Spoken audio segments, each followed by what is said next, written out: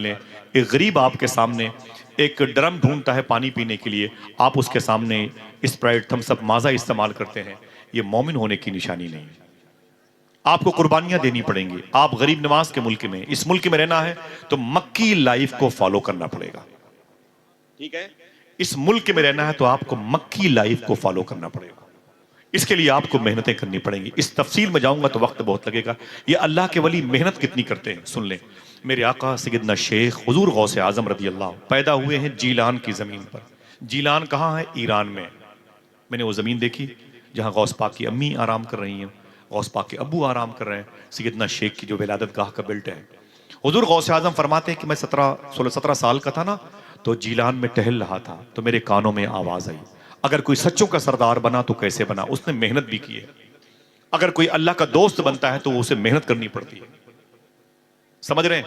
सरकार गौसे आजम फरमाते हैं मैं सफर कर रहा था जीलान में, अचानक अल्लाह की बारगाह से एक आवाज आई, ऐ अब्दुल कादिर, बड़ा होके तू क्या बनेगा? आशिक बनेगा कि महबूब बनेगा? सुनिएगा, जब बात समझ में आए तो बोलिएगा सुभान अल्लाह। आशिक बनेगा कि महबूब बनेगा? सरकार गौसे आजम फरमाते मैं रोने लगा। मैं अपनी माँ के पास गया, मैंने माँ के कदम चूमे, मैंने कहा अम्मी जान ये आवाज आ रही है, मैं आशिक बनूं कि महबूब बनूं? तो अम्मी जान ने कहा मेरे बेटे संभल जा, तू बहुत सोच करके अपना फॉर्म भरना, तेरा जो फ्यूचर है, मुस्तकबिल है, तेरी जो तालीम है, वो तेरे फॉर्म भरने के बाद उसी हिसाब से तुझे दी जाएगी। संभल करके कॉलम भरना। बोले अम्मी मैं क्या करूं, मैं किससे पूछूं? माँ ने कहा मेरे बेटे ये करीब में जीलान के एक गंदगी का ढेर है। बोले हाँ। बोले वहां पर एक अल्लाह का वली रहता है, दरवेश रहता है, जिसकी वजह से शहर का निजाम कायम है। जा उसके पास चला जा और उससे वो पूछना कि मैं बड़ा होकर क्या बनूं, आशिक बनूं कि महबूब? सोचना दोस्तों, मैं आशिक बनूं कि महबूब बनूं? सैयदना शेख अपनी उम्र के 16-17 साल की बहारें लेकर उसके पास तशरीफ ले गए। वो वली फटा हुआ लिबास पहन के, आधा जिसमें खुला हुआ था, आधा जिसमें ढका हुआ था, पुराने बोसीदा कपड़ों में वो नजर आया। हुजूर गौस पाक ने उसे सलाम किया, उसने सलाम का जवाब दिया। सैयदना शेख ने उससे पूछा बाबा मैं एक सवाल लेके आया। बोले सवाल क्या है? बोले मैं बड़ा होके क्या बनूं, आशिक बनूं कि महबूब बनूं? तो उस बुजुर्ग ने कहा अरे शेख अब्दुल कादिर वापस चले जाओ, कल आओगे तो तुम्हें जवाब मिल जाएगा। गौस पाक फरमाते मैं वापस आ गया। रातें मेरी बड़ी मुश्किलों से रो के गुजरी। सुबह मैंने फजर की नमाज पढ़ी, अम्मी के कदम के साये में आया और फिर मैंने माँ से इजाज़त मांगी। मैंने कहा अम्मी जान अगर इजाज़त दो तो उस दरवेश से मिल के आऊं? फरमाया जा मेरे बेटे शेख अब्दुल कादिर। गौस पाक फरमाते मैं गया तो जगह तो वही थी लेकिन वो वहां नहीं था। मैंने लोगों से पूछा कि बाबा किधर चले गए जो यहां रहते थे, किधर चले गए? तो लोगों ने कहा कि वो तो कल मर गए, कल उनका इंतकाल हो गया। तो गौस पाक फरमाते मैंने कहा इंतकाल हो गया, उनकी कब्र कहाँ है? सीने पर हाथ रख के घर जाने के बाद तन्हाई में सोचना मैंने किसकी बात की, किसी झूठे की, किसी फ्रॉड, किसी चोरी करने वाले की बात नहीं की, उसकी बात की जो अल्लाह का वली, अल्लाह का फकीर, अल्लाह का दोस्त, अल्लाह का मलंग, अल्लाह का मस्त है। समझ रहे हैं? तो लोगों ने कहा ए शेख अब्दुल कादिर उसकी कब्र कहां से बनाते हम लोग, उसके दीन धर्म का कुछ पता ही नहीं था। बोले फिर? बोले उसके पैरों में रस्सी बांध करके उसे पहाड़ियों के बीच में जंगलों में फेंक दिया गया है। उसको दफन कैसे करते हैं? सरकार गौसे आजम फरमाते मेरी पेशानी पर बल आ गए, मैं जलाल की कैफियत में उसके करीब गया। जब गया तो मैंने क्या देखा, अल्लाह के वली की लाश पड़ी हुई है, पैरों में रस्सी पड़ी हुई है और उसकी लाश को चील कौवे नोच नोच के खा रहे हैं। समझ गए? खाल खिंचती है कटती है गर्दन, इश्क करना तमाशा नहीं। हाँ, ये नारे लगाना बहुत आसान है। नारों से कभी कभी जो हालात खराब होते हैं उस बिगड़े हुए हालात को संवारना बहुत मुश्किल होता है। कभी कभी नारा ना लगाना भी दूरंदेशी होता है। कभी कभी अपने किरदार से आप बावर कराएं कि हम गरीब नवाज के मानने वाले हैं। हाँ? अपने किरदार और कैरेक्टर से। हिंदुस्तान में इस वक्त जरूरत है आपको गरीब नवाज को फॉलो करने की। उसी दीन को फॉलो करोगे तो बच जाओगे। पंजाब के हिंदू भाइयों ने कहा था गरीब नवाज से हम हर जुमेरात को आपसे मिलना चाहते हैं लेकिन आपके यहां नहीं आते। बोले क्यों? बोले आपके यहां बिरयानी में गोश्त पड़ता है और हम गोश्त खाते नहीं है बाबा, इसलिए नहीं आते, वरना आपको देखने के लिए हर जुमेरात को पंजाब से आना चाहते हैं। गरीब नवाज ने अपने बावर्ची खाने के इंचार्ज को बुला के कहा, सुनो, ये मेरे हिंदू भाई पंजाब से मुझसे मिलने जुमेरात को आते हैं, खबरदार अब जुमेरात को जब भी लंगर बने उसमें गोश्त न डालना, किसी मेरे मेहमान को तकलीफ न होने पाए। 2-4 जुमेरात नहीं गुजरी थी, वो सारे पंजाब से आने वालों ने इस्लाम कबूल कर लिया था। कहा, गरीब नवाज जब गैरों का इतना ख्याल रखते हैं तो अपनों का कितना ख्याल है। आज हमारे दरवाजों पे झंडे लगे हुए हैं और हम अपने आप को ये बावर कराते हैं हम किसी मुजाहिद से कम नहीं हैं। मोहल्ले की मस्जिदें खाली पड़ी हैं, सच्चाई के दस्तरखान इंतजार करता है, हलाल खोरी की पाकीज़ा दरख्त आपको अपनी साये में बैठते हुए देखना चाहते हैं, लेकिन दूर दूर तक मलबूस खुशनुमा है मगर खोखले हैं, जिसमें छिलके सजे हुए हैं फलों की दुकान में। और कहा जाता है कि हम मुजाहिद हैं, हम हिंदुस्तान के हालात को संवार लेंगे। ना ना ना मेरे भाई, समझ जाओ, गरीब नवाज को तन्हाई में पढ़ा करो इंशाअल्लाह। बोले आप क्या किया था गरीब नवाज ने? 90 लाख लोगों ने कलमा पढ़ा था, 11,000 किलोमीटर पैदल चल के आए थे, 90 लाख लोगों को गरीब नवाज ने कलमा पढ़ाया। ये पूरा मजमा मिल करके 90 लोगों को मिसवाक का तरीका ना बता पाया। 10-10 साल तक एक बड़ी मुबारक गुफ्तगू इससे पहले हो रही थी, मैं जब गाड़ी से आया था, कि 10-10 साल तक मदरसे में रहने वालों की जमातें कर्ज छूट जाती हैं। ताज्जुब की बात यह, कैसे गरीब नवाज का उसलूब था, आइन था, आर्टिकल था। मालूम है आपको, अजमेर शरीफ के करीब के हिंदू भाइयों ने, किसानों ने कहा था, किसानों की बड़ी रैली है हिंदुस्तान की हुकूमत के खिलाफ। मैं हुकूमत से गुजारिश करूंगा कि आप गरीबों की दुआ लें, उनकी आह मत लें। बड़ी बड़ी हुकूमतें गरीबों की आह के समुंदर में बह गई। मैं गुजारिश करूंगा हुकूमत हिंद से, आप किसी गरीब को, किसी किसान को परेशान ना करें, वरना आपकी हुकूमतों की उम्र कम हो जाएगी। ये मोहब्बतों का मुल्क है, ये प्यार की ज़मीन है, ये मोहब्बतों की ज़मीन है। सख्त सर्दी में बच्चे बाहर हैं, मुझे तकलीफ होती है। गरीब नवाज सरकार से हिंदू भाइयों ने कहा था, सरकार आपके मुरीद हैं ख्वाजा बख्तियार काकी, उनका मुरीद अल्तमश बादशाह, उसने लगान की कीमत बढ़ा दी है। सरकार हम कहां से दे पाए लगान? आप एक कागज पे अपना नाम लिख के दे दें, मैं बादशाह के पास जाऊं दिल्ली, उससे कहूं कि लगान की कीमत माफ कर दे। ख्वाजा साहब ने कहा है। गरीब नवाज ने कहा, तुम लोग वापस चले जाओ, मैं समझ लूंगा, तुम वापस चले जाओ, तुम वापस चले जाओ। सारे हिंदू भाई अजमेर के वापस आ गए। ख्वाजा साहब ने फौरन सवारी का इंतजाम किया। उसी वक्त गरीब नवाज दिल्ली आ गए, अजमेर शरीफ से दिल्ली आ गए, और आने के बाद ख्वाजा बख्तियार काकी को लिया और बादशाह के दरबार में पहुंचे। मुहाफिज से कहा, बोल। बादशाह से कि ख्वाजा साहब आए हैं, ख्वाजा बख्तियार काकी भी आए हुए हैं। उसने दस्तक दी तो अंदर से बादशाह नंगे पांव आया, कदम पे गिर पड़ा। ख्वाजा साहब माफ करना, आपने क्यों जहमत की? बताया होता तो सर के बल अजमेर आ जाता, आप क्यों आ गए? फरमाया कि अजमेर शरीफ के हिंदू भाइयों ने मुझसे शिकायत की, तूने लगान की कीमत ज्यादा बढ़ा दी है। सुन, गरीबों को परेशान मत कर, किसानों को परेशान मत कर, जितनी जल्द हो सके लगान की कीमत को माफ कर दे। उसने वहीं पर खड़े खड़े स्टाम्प मंगाया, कागज मंगाया और दस्तखत किया और मोहर लगाई। कहा, हुजूर ये कागज ले ले और आपके हुक्म पर मैं अमल करता हूं, लगान की कीमत माफ करता हूं, आप ठहर जाएं। ख्वाजा साहब फरमाते, नहीं, मुझे वापस अजमेर जाना है, अजमेर की आवाम मेरा इंतजार कर रही है। सीधे अजमेर शरीफ वापस आए और अजमेर के अतराफ के हिंदू भाइयों को बुलाया और फरमाया, आ जाओ मेरे पास। सब आ गए। फरमाया, खुश हो जाओ, मैंने लगान की कीमत माफ करवा ली है, मैंने लगान की कीमत माफ करवा ली है। लोगों ने कहा, हुजूर कैसे कैसे कैसे?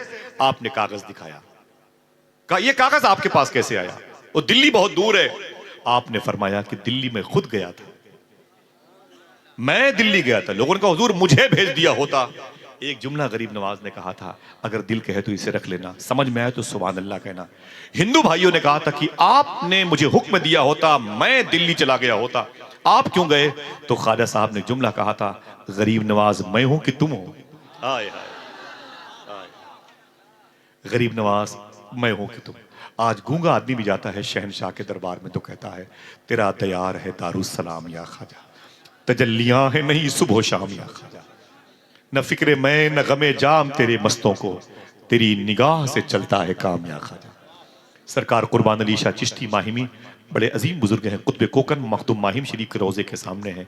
उनसे उनके मुरीदों ने कहा था 80 साल पहले, हुजूर हिंदुस्तान का बंटवारा हो गया, पाकिस्तान एक मुल्क बन गया, बड़े बड़े लोग पाकिस्तान, कराची, इस्लामाबाद, लाहौर, मुल्तान, बहावलपुर, साहिवाल जा रहे, हुजूर आप भी हिंदुस्तान से चले पाकिस्तान। आपने रोते हुए जुमला कहा था, जा तो सकता हूँ लेकिन गरीब नवाज का दरबार छूट जाएगा। हाय हाय साहिब, वो हमारे पास और क्या है ख्वाजा साहब की चौखट के अलावा। अगर ये चौखट भी हमसे छूट जाए तो हम कहां कहीं कहीं के न रहेंगे। उनके उसलूब पर अमल करें। मैं अपने भाइयों से गुजारिश करता हूं, आप पढ़े लिखे लोग हैं, गरीब नवाज की जिंदगी की दास्तान पढ़ा कीजिए इंशाअल्लाह। बोले अगर कोई मोहब्बत करने वाला दरवेश वहां बैठा हो तो ख्वाजा साहब के नाम पर एक नारा लगाए, हाथों को उड़ा के जवाब दीजिए माशाल्लाह। बातें मैं खत्म करूंगा, आपको परेशान नहीं करूंगा, लेकिन मुझे बहुत अच्छा लगा। जिंदाबाद या अली या लब्बैक या रसूलल्लाह तआला। ख्वाजा साहब का जो रोजा है वो सफेद है, अबियस गुंबद, अबियस सफेद के माने में आता है।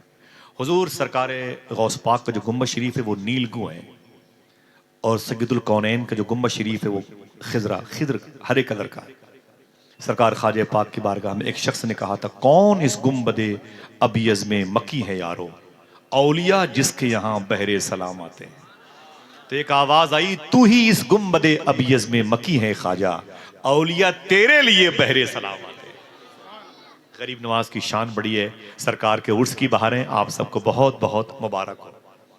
इंशाअल्लाह बोले लंगर कीजिएगा ख्वाजा साहब की छठी के मौके पर इंशाअल्लाह बोले। हाँ सुने, दास्तान आखिरी है करीब करीब, मुझे बहुत अच्छा लगा, लेकिन बुजुर्गों का तरीका लेके जाइएगा। सरकार गौसे आजम रदी अल्लाह तआला अन्हु की बात है। अल्लाह अल्लाह।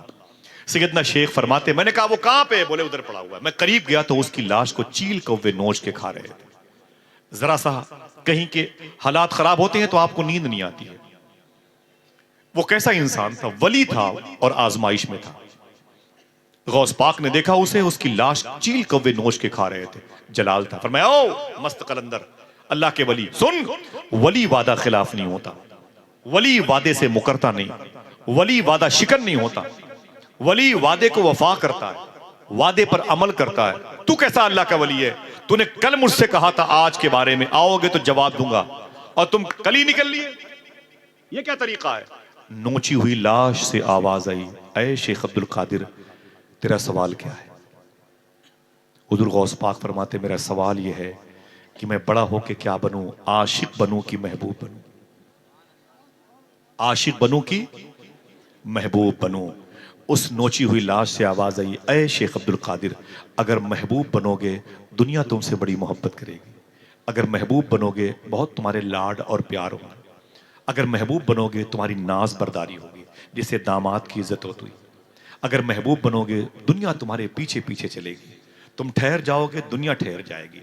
तुम बोलोगे तुम्हारे हुरूफ मुस्कुराएंगे। अगर महबूब बनोगे तुम्हारे पैरों का धुवन पिया जाएगा। और ऐ शेख अब्दुल कादिर, अगर आशिक बनना चाहते हो तो देख लो तुम्हारे सामने आशिक की लाश पड़ी। खाल खिंचती है कटती है गर्दन, इश्क करना तमाशा नहीं है। देख लो कफन तक नसीब ना हुआ, किसी ने मुझे नहलाया तक नहीं, 2x5 की जमीन तक नहीं मिली। इंडोमान निकोबार में काला पानी के पीठ पर जजीरे पर टापू पर बैठ करके मुगलिया खानदान के आखिरी बादशाह ने जो शेर कहा था, वो शेर मुझे यहाँ याद आता है। न किसी की आंख का नूर हूँ, न किसी के दिल का करार हूँ, जो किसी के काम ना आ सके वो मैं एक मुश्ते गुबार हूँ। पे फातिहा कोई आए क्यों, कोई दर पे शम्मा जलाए क्यों, कोई 4 फूल चढ़ाए क्यों, मैं तो बेकसी का मजार हूँ।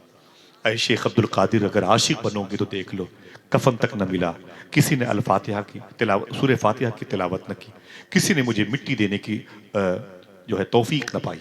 मेरे पैरों में रस्सियां बांध के मुझे जंगल में फेंक दिया गया। चील कौवे मेरी लाश को नोच रहे हैं। हुजूर गौसे आजम को जलाल आ गया। आपने अपने हाथों को उठाया, फरमाया अल्लाह अकबर अल्लाह अकबर अल्लाह अकबर अल्लाह अकबर। सुन ओ मर्द कलंदर, अगर आशिक बनने में दुश्वारियों का सामना करना पड़ता है तो अब्दुल कादिर आशिक बन के दिखाएगा। आज बार बार कहते हो कि गौस पाक को मुर्गा बहुत पसंद था। ठहर मेरे भाई, तो मुर्गे की बात बाद में करना, पहले गौस पाक की भूख की बात कर ले, गौस पाक की प्यास की बात कर ले। गौस पाक के अय्याम इश्क की हुसूलियाबी के दिन को याद, अय्याम इश्क की पाकीज़ा उस लम्हे को याद कर जब गौसे आजम इश्क की मंजिल की राह के मुसाफिर बने हुए हैं। आज आधे घंटे तक अगर रोटियां ना आए ना शादी के दिनों में तो बारात वापस चली जाती है। आपको आपकी बीवी 6 साल की बच्ची के हाथ में अगर रोटियां देके दस्तरखान पर ना भेजे ना तो आप गाली देते हो अपनी बीवी बच्चों को। चावल अगर सर्दी के दिन में ठंडे आ जाए ना तो आप प्लेटें तोड़ देते हो। आइए बताता हूं, अगर कोई गौसे आजम है तो उसने कितनी मेहनत की है अपनी जिंदगी में। कितनी मेहनत की है। हुजूर गौस पाक फरमाते हैं अब्दुल कादिर आशिक बन के दिखाएगा। बड़ी लंबी दास्तान है, आपको अजबर होगी। 18 साल उम्र हो गई, अपनी माँ के पास आए, अम्मी जान मैं ईरान से जाना चाहता हूँ। कहाँ जाना चाहता है? ईरान के बगल में एक मुल्क है जिसे इराक कहते हैं। इराक की राजधानी है बगदाद। बगदाद में एक मार्केट है जिसे सोकुल कफ़ा कहते हैं। सोकुल कफ़ा के करीब में एक रास्ता है जिसे शारे सिराज कहते हैं। शारे सिराज के दामन में एक मोहल्ला है जिसे बाबुल इज़्ज़त कहते हैं। इसी मोहल्ले के जजीरे पर एक मदरसा है जिसे मदरसा निज़ामिया कहते हैं। अय मेरी माँ, मैं उस मदरसे में तालीम हासिल करना चाहता हूँ। हुजूर गौस पाक की माँ रोने लगी, फरमाया अय मेरे बेटे अब्दुल कादिर जा, तू मेरी खिदमत के लिए नहीं पैदा हुआ, तू अपने दादा के दीन की खिदमत के लिए पैदा हुआ। जब मेरी उम्र 60 साल की हो गई तब तू पैदा हुआ था। अब मैं 78 साल की हो गई हूँ, तू 18 साल का हो गया। ये तेरी और मेरी आखिरी मुलाकात है। माँ ने गौसे आजम सरकार को अपने से विदा किया और दुआ बताई, जिस दुआ को गौसे आजम ने अपनी ज़िंदगी के आखिरी उम्र तक पढ़ी है। और फरमाया मेरा जो मनसब, मेरा प्रमोशन हुआ है वो इसी दुआ की बुनियाद पर हुआ है। मैं करीब करीब हर महफिलों में इसे पढ़ता हूँ, अगर बरकत चाहते हो तो पढ़ लो। बिस्मिल्लाहिर्रहमानिर्रहीम। अल्लाहुल काफ़ी कसत्तुल काफ़ी वजत्तुल काफ़ी कफ़ानिल काफ़ी लिकुल्ल काफ़ी व निअमल काफ़ी वलिल्लाहिल हम्द। सरकार गौसे आज़म फरमाते मेरी माँ रो रही थी, मुझसे इतना कहा था बेटे हमेशा सच बोलना, ये मेरी और तेरी आखिरी मुलाकात है। मैं अपनी माँ के दुपट्टे में आंसू देखता था। मैं आ रहा था, पलट पलट करके अपनी माँ को देखता था। मेरी माँ दरवाजे पर खड़ी होकर के मुझे देखती थी। रोने में ये खतरा है तालाब नदी हो जाते हैं, हंसना भी आसान नहीं है, लब जख्मी हो जाते हैं। स्टेशन से वापस आकर बूढ़ी माँ ये सोच रही है, पत्ते देहाती रहते हैं, फल शहरी हो जाते हैं। गौस पाक फरमाते में हमदान के रास्ते से ये काशान और शाजान सीस्तान के करीब है। इसके आगे थोड़ा सा फासला है जहाँ सेमनान पड़ेगा, फिर आगे बुस्तान पड़ेगा, खिरकान पड़ेगा, फिर आगे सफ़र करेंगे तो आपको जीलान आएगा। कभी चलेंगे इंशाल्लाह मेरे साथ? मेरे साथ नहीं, इन सरकारों के साथ, और फिर मैं आपके साथ चलूंगा। हाँ तो उठा के बताएं कितने लोग बगदाद जाना चाहते हैं? इंशाल्लाह चलेंगे ना? इंशाल्लाह, इंशाल्लाह दिल से बोलो इंशाल्लाह। दो काम करोगे बगदाद जल्दी जाओगे, बता दो दो काम बताऊं? हमेशा सच बोला करो, हलाल खाया करो। अब बताएं कौन कौन बगदाद जाना चाहता है? ठीक है, अब कोई आपको रोक भी नहीं सकता अगर आप सच बोलने का और हलाल खाने का वादा करो। इंशाल्लाह बोले, कोई गुफ्तगू काम की नहीं होती। अगर आप अमल कर ले तो यही अमल मेरे भी काम आ जाता है। हुजूर गौस पाक फरमाते तुम दो काम करो, सच बोला करो, हलाल खाया करो, अब्दुल कादिर तुम्हारी बख्शिश की जिम्मेदारी ले लेता है। सरकार गौस आदम ने फरमाया बशारत में, सुनो तुम सिर्फ अपने इस हिस्से को संभाल लो। मियां हुजूर, आपके दादा ने फरमाया तुम सिर्फ अपने इस हिस्से को संभाल लो, मैं तुम्हारी पूरी पर्सनालिटी को संभाल लूंगा। किसने कहा शेख ये क्या मतलब, इतने हिस्से को संभालना? तो गौस पाक फरमाते हैं इतने हिस्से को तुम संभाल लो, इससे जो चीज बाहर हो वो सच हो, जो अंदर जाए वो हलाल की हो।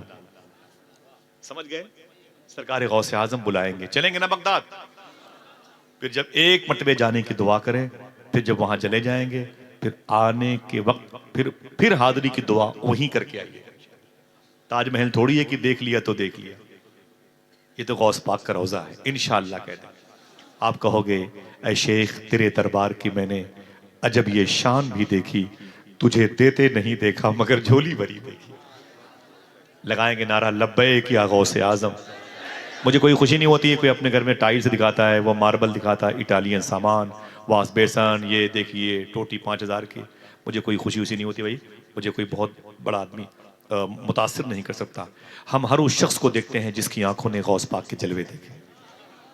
मैं उसके कदम चूमने का दिल कहता है जिसके दिलों में आला हजरत सरकार के कौल के मुताबिक अहले बैत की मोहब्बत हो, जिसके दिल में मखदूम कायनात के लालों का प्यार हो। मुझे वो आंखें अच्छी लगती हैं। बहुत बड़े लोगों की आंखों की ज़ियारत में क्या करूँ करके, मेरे लिए तो गौस पाक का गुम्बद ही काफ़ी है माशाअल्लाह। सरकार गौसे आज़म रज़ी अल्लाह तआला की आखिरी बातें आप फरमाते मैं ईरान से निकला तो बगदाद आया। बगदाद शरीफ आया ना, बड़ी लंबी दास्तान है आपके दौरान तालिब इल्मी की। 7 और 8 साल तक आपने तालीम हासिल की। 7 साल तक तालीम हासिल की, 25 साल के हो गए। मेहनत करनी पड़ती है। ये नहीं कि अजान हो रही है आप बाजार बैठे हुए हैं। 4 रकात जो नमाज नहीं पढ़ सकता वो वली विलायत क्या पाएगा? जिसे 2 रकात सजदा करने के लिए फुर्सत नहीं है, वो अल्लाह का दोस्त कैसे बनेगा? उसकी दोस्ती की सर्टिफिकेट कैसे संभाल पाएगा? जिसको सच बोलने की तौफीक नहीं मिली, वो अल्लाह के को कैसे राजी कर पाएगा? सोचने की बात है। मेहनत करें आप और हम सब मिल के मेहनत करें। मेहनत किया हमारे बुजुर्गों ने। हुजूर गौस पाक फरमाते, जब मैं 25 साल का हुआ, 7 साल मैंने जामिया निजामिया में तालीम हासिल की और 25 साल तक मैंने अपने आप को बगदाद शरीफ से निकाला और 40 किलोमीटर के फासले पर उस शहर में ले गया, जिस शहर के पीछे एक जंगल है। उसी जंगल वाले पूरे एरिए को मदायन कहते हैं, जिस जमीन पर एक ऐसे सहाबी रसूल लेटे हुए हैं जिनके बारे में हुजूर ने इरशाद फरमाया। देखना कितने लोग सुभान अल्लाह कहते हैं। दुनिया वाले जन्नत को ढूंढते हैं और जन्नत मेरे सलमान फारसी को ढूंढती है। उनके करीब में 1.25 लाख हुजूर के गुलामों में सबसे प्राइवेट सहाबी राजदार मुस्तफ़ा हुज़ैफा यमानी लेटे हुए हैं। उनके बगल में सरकार इमाम हसन के छोटे भाई इमाम हुसैन, उनके बेटे इमाम ज़ैनुल आबदीन, उनके बेटे इमाम बाकिर, उनके बेटे इमाम जाफर सादिक और उनके भाई इमाम ताहिर लेटे हुए हैं। उनके करीब में मदीने पाक की पुरानी मछली की मार्केट है, जिसे सोख समा गदीम कहते हैं। वहाँ पैदा होने वाले जनाब जाबिर के बेटे जनाब अब्दुल्ला की मज़ार शरीफ है। करीब में नहरे दजला का बेल्ट है, जहां की लहरों के ऊपर हुजूर के गुलामों ने अपने घोड़े दौड़ाए थे, जहां पर खड़े होकर के डॉक्टर इकबाल ने यह शेर कहा था, दश्त तो दश्त है दरिया भी न छोड़े हमने। ये कागजी शेर नहीं है, ये फिल्मी शेर नहीं है, ये सच्चा शेर है, जिसे डॉक्टर इकबाल के तसव्वुराती जहन ने उसी मदायन की जमीन में जाके कहा है, दश्त तो दश्त है दरिया भी न छोड़े हमने, बहरे जुल्मात पे दौड़ा दिए घोड़े हमने। करीब में किसरा का महल है, जो हुजूर की पैदाइश पर फट गया था, उसकी दीवारें फट गई थी। वो जंगल है। गौस पाक ने क्या कहा था? अब्दुल कादिर आशिक बन के दिखाएगा। क्या कहा था? कारी सर इजाजत दीजिएगा, बंद कर दें। थक गए आप लोग? घर जाना चाहते हैं? बगदाद शरीफ इंशाअल्लाह बोले। हुजूर गौस पाक फरमाते हैं, जिसकी दुआएं कहीं कबूल ना हो, बगदाद की मिट्टी उठा के दुआ करे, अल्लाह उसकी दुआएं कबूल कर ले। कैसे लोग हैं। सरकार रोशन शाह के उर्स में, आपके उर्स में आपको दूल्हा बना के गौस आजम सरकार के नाम से मजलिस को मंसूब कर दिया। हुजूर गौस आजम ने फरमाया था, ऐसा नहीं है। अपने मुरीद शेख अबू तलहा बगदादी, उनके मुरीद शेख सूफी असदुल्ला शाह से, ऐसा नहीं है। लोग मुझसे मोहब्बत करते हैं, लोग मुझसे मिलना चाहते हो। मैं अपने बच्चों की तरफ से, अपने भाइयों की तरफ से एक जुमला बोलता, देखना हो कौन कौन इस जुमले को अपने समातों के दामन में रखता है, इन आकाओं के सामने बोलता है सुभान अल्लाह। हुजूर गौस पाक ने अपने पोते शेख सूफी असदुल्ला शाह से फरमाया था, ऐसा नहीं है, लोग मुझसे मिलने के लिए तड़पते हैं। फिर सुने आप, ऐसा नहीं है, लोग मुझसे मिलने के लिए तड़पते हैं। गौस पाक फरमाते, मैं भी अपने गुलामों से मिलने के लिए तड़पता हूं। सैयदना शेख फरमाते हैं, सुनो, जो मेरा नाम इशा की नमाज के बाद लेता है, जो मेरा नाम इशा की नमाज के बाद लेता है, उसे खुशखबरी सुना दो कि उसका नाम मैं मगरिब की नमाज के बाद ले चुका होता हूं। हाय हाय, कोई है जो फिर से कह दे लब्बैक या गौसे आजम? हाथों को उठा के बोले आप, लब्बैक या गौसे आजम। बगदाद जाने वालों की यही नारे होंगे, 2 शर्तों के साथ। सच बोलेंगे और इंशाअल्लाह बोले, सच बोलेंगे और हलाल खाएंगे इंशाअल्लाह। कहीं जाओ न जाओ, एफल टावर देखो कि न देखो, बुर्ज खलीफा देखो कि न देखो, चाइना की दीवार देखो कि न देखो, गौस पाक का दरबार जरूर देखोगे इंशाअल्लाह कह दो। सैयदना शेख ने बड़ी मेहनत की है साहिबों, बहुत मेहनत की है। गौस पाक ने मुर्गे को जिंदा कर दिया, हमें यही याद है। एक दिन एक वक्त में 70 जगह चले गए, हमें यही याद है। अब तक लंगर खाना गौस पाक का कायम है, हमें यही याद है। लेकिन गौस पाक ने मेहनत कितनी की है।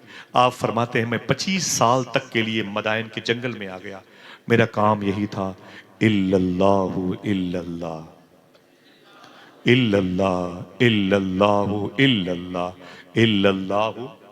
इतनी बड़ी भीड़ है, सबकी आवाज बुलंद हो गई तो कितना अच्छा लगेगा। इल्लल्लाहु इल्लल्लाह इल्लल्लाहु इल्लल्लाह। हुजूर गौस पाक फरमाते हैं, मैं इल्लल्लाह के नारे लगाता था 25 साल तक, अल्लाह का नाम लेता था। जब मैं इल्लल्लाह कहता था ना, तो जंगल के सारे शेर चीते मेरे चारों तरफ आके बैठ के मेरी आवाज में आवाज मिला के पढ़ा करते। हुजूर सैयदना शेख फरमाते हैं कि लेकिन मैंने बड़ी मशक्क़तें उठाई हैं। मैंने अपने बारे में बता दिया। आप अगर सुबह 7 बजे चाय पीते हैं, यकीन तौर पर अगर किसी दिन 7:20 तक चाय न मिले ना, तो आप प्याली तोड़ देंगे। कप तोड़ देंगे, केतली तोड़ देंगे, गालियां अपनी बीवी को देंगे। बीवी के बगल में आपकी जवान बेटी बैठी है, वो कांपती रहती है, रोती रहती है, मेरे बाप को हो क्या गया है। मेरा बाप कहता है मैं मुसलमान हूँ, मैं गौस पाक का मानने वाला हूँ, गरीब नवाज का मानने वाला हूँ। मेरा बाप 20 मिनट तक की वक्फे को बर्दाश्त न कर सका और मेरी माँ को गालियाँ देता है। मैं उसकी जवान बेटी हूँ, मेरे दिल को बड़ी ठेस पहुँचती है। अगर गौस पाक के मानने वाले हो, अगर कादरी हो, मुझे लगना चाहिए आपके कैरेक्टर से। सरकार गौस आजम फरमाते हैं पूरा पूरा साल हो जाता था, मुझे एक कतरा पानी नहीं मिलता था पीने के लिए। समझ रहे हैं आप? पूरा पूरा साल हो जाता था, पूरा पूरा साल हो जाता था, मुझे एक कतरा पानी नहीं मिलता था। हुजूर गौसे आजम फरमाते पूरे पूरे साल में मुझे चावल का एक दाना भी नहीं मिलता था। मैं घास की पत्तियां, घास चुन चुन करके उसे खाता था। मेरे कपड़े अजीब गरीब थे, मैं भूख की वजह से जमीन पर गिर जाता था, दमे नफ्स की वजह से मेरी सांसें रुक जाती थी। लोग मुझे समझते थे मर गया अब्दुल कादिर। गौस पाक फरमाते मुझे उठा करके लावारिस लाशें जहां पड़ी होती थी वहां लाके लोग फेंक देते थे, और मुझे जब गुस्साल नहलाने के लिए मुर्दों को नहलाने वाला उठा करके पटरे पे डालता और जब मेरे जिस्म पे पानी डालता था मैं उठ के बैठ जाता था और मुझसे बोलता था ओ अब्दुल कादिर पागल, चल बाहर चल। मैं उठ करके अल्लाहू अल्लाहू के नारे लगाता हुआ चला आता था। कोई मेरा पुरसाने हाल नहीं था।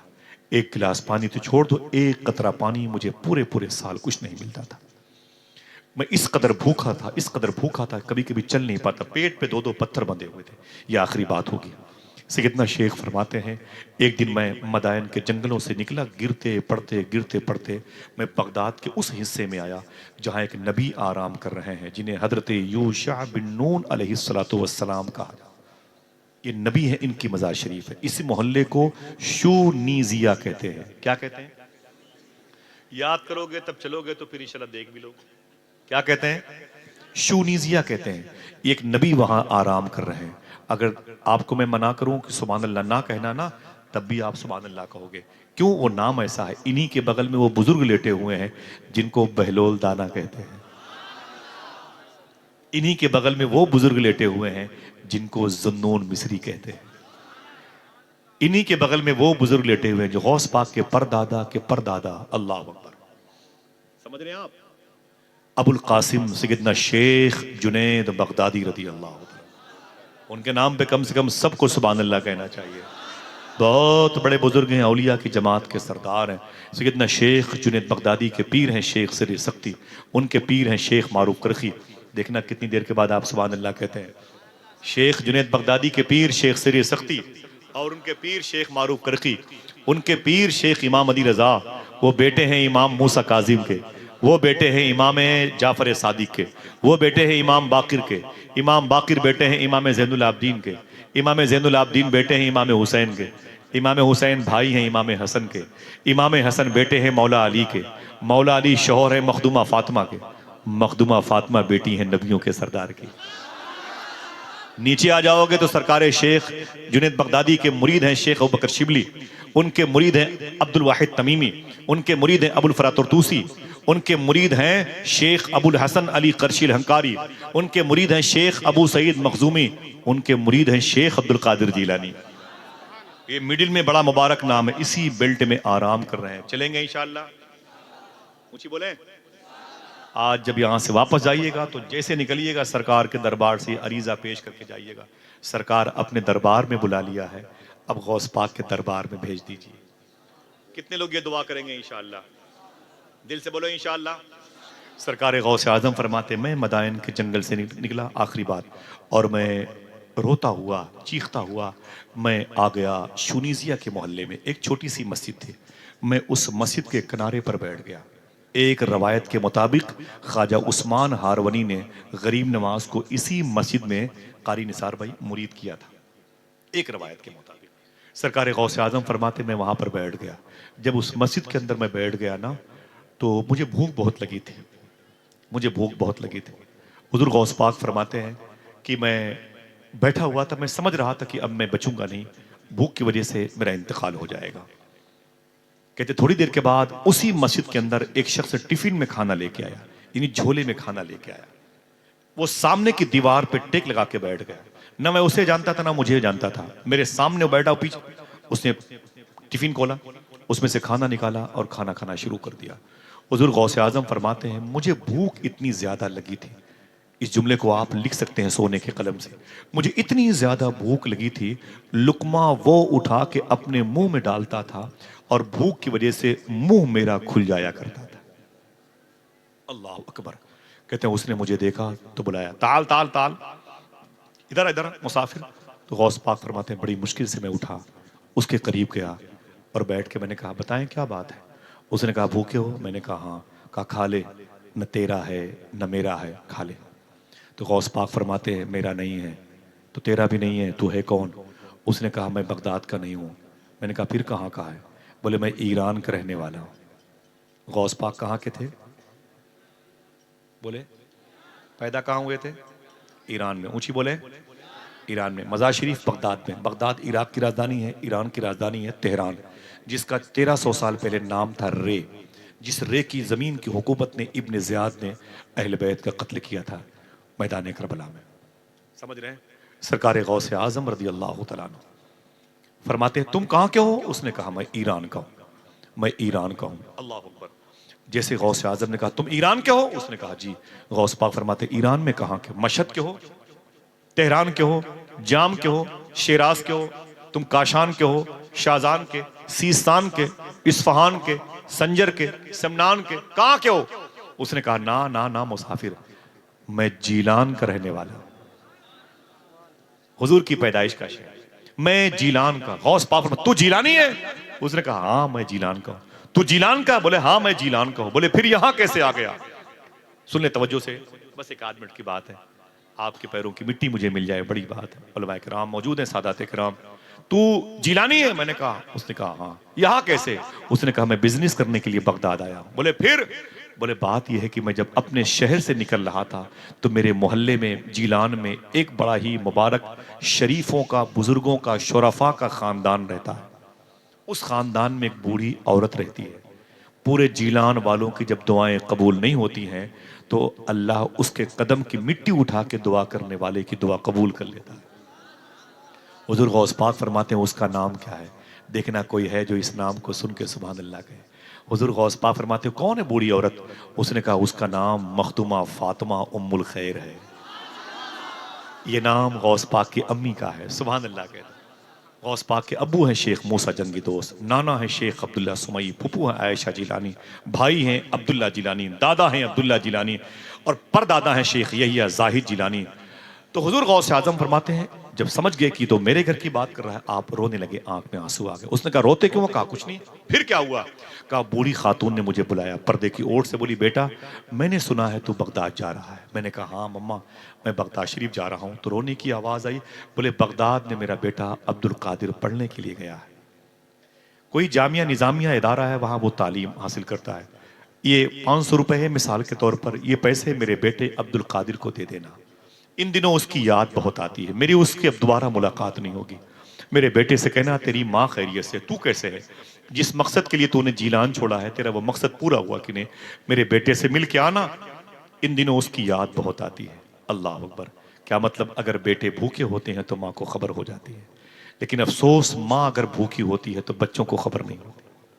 बच्चे रेस्टोरेंट और ढाबे में, ऊंची ऊंची दुकानों में सामाने अनवाओ अकसाम में लगे होते हैं, माँ दवाओं के लिए मर जाती है।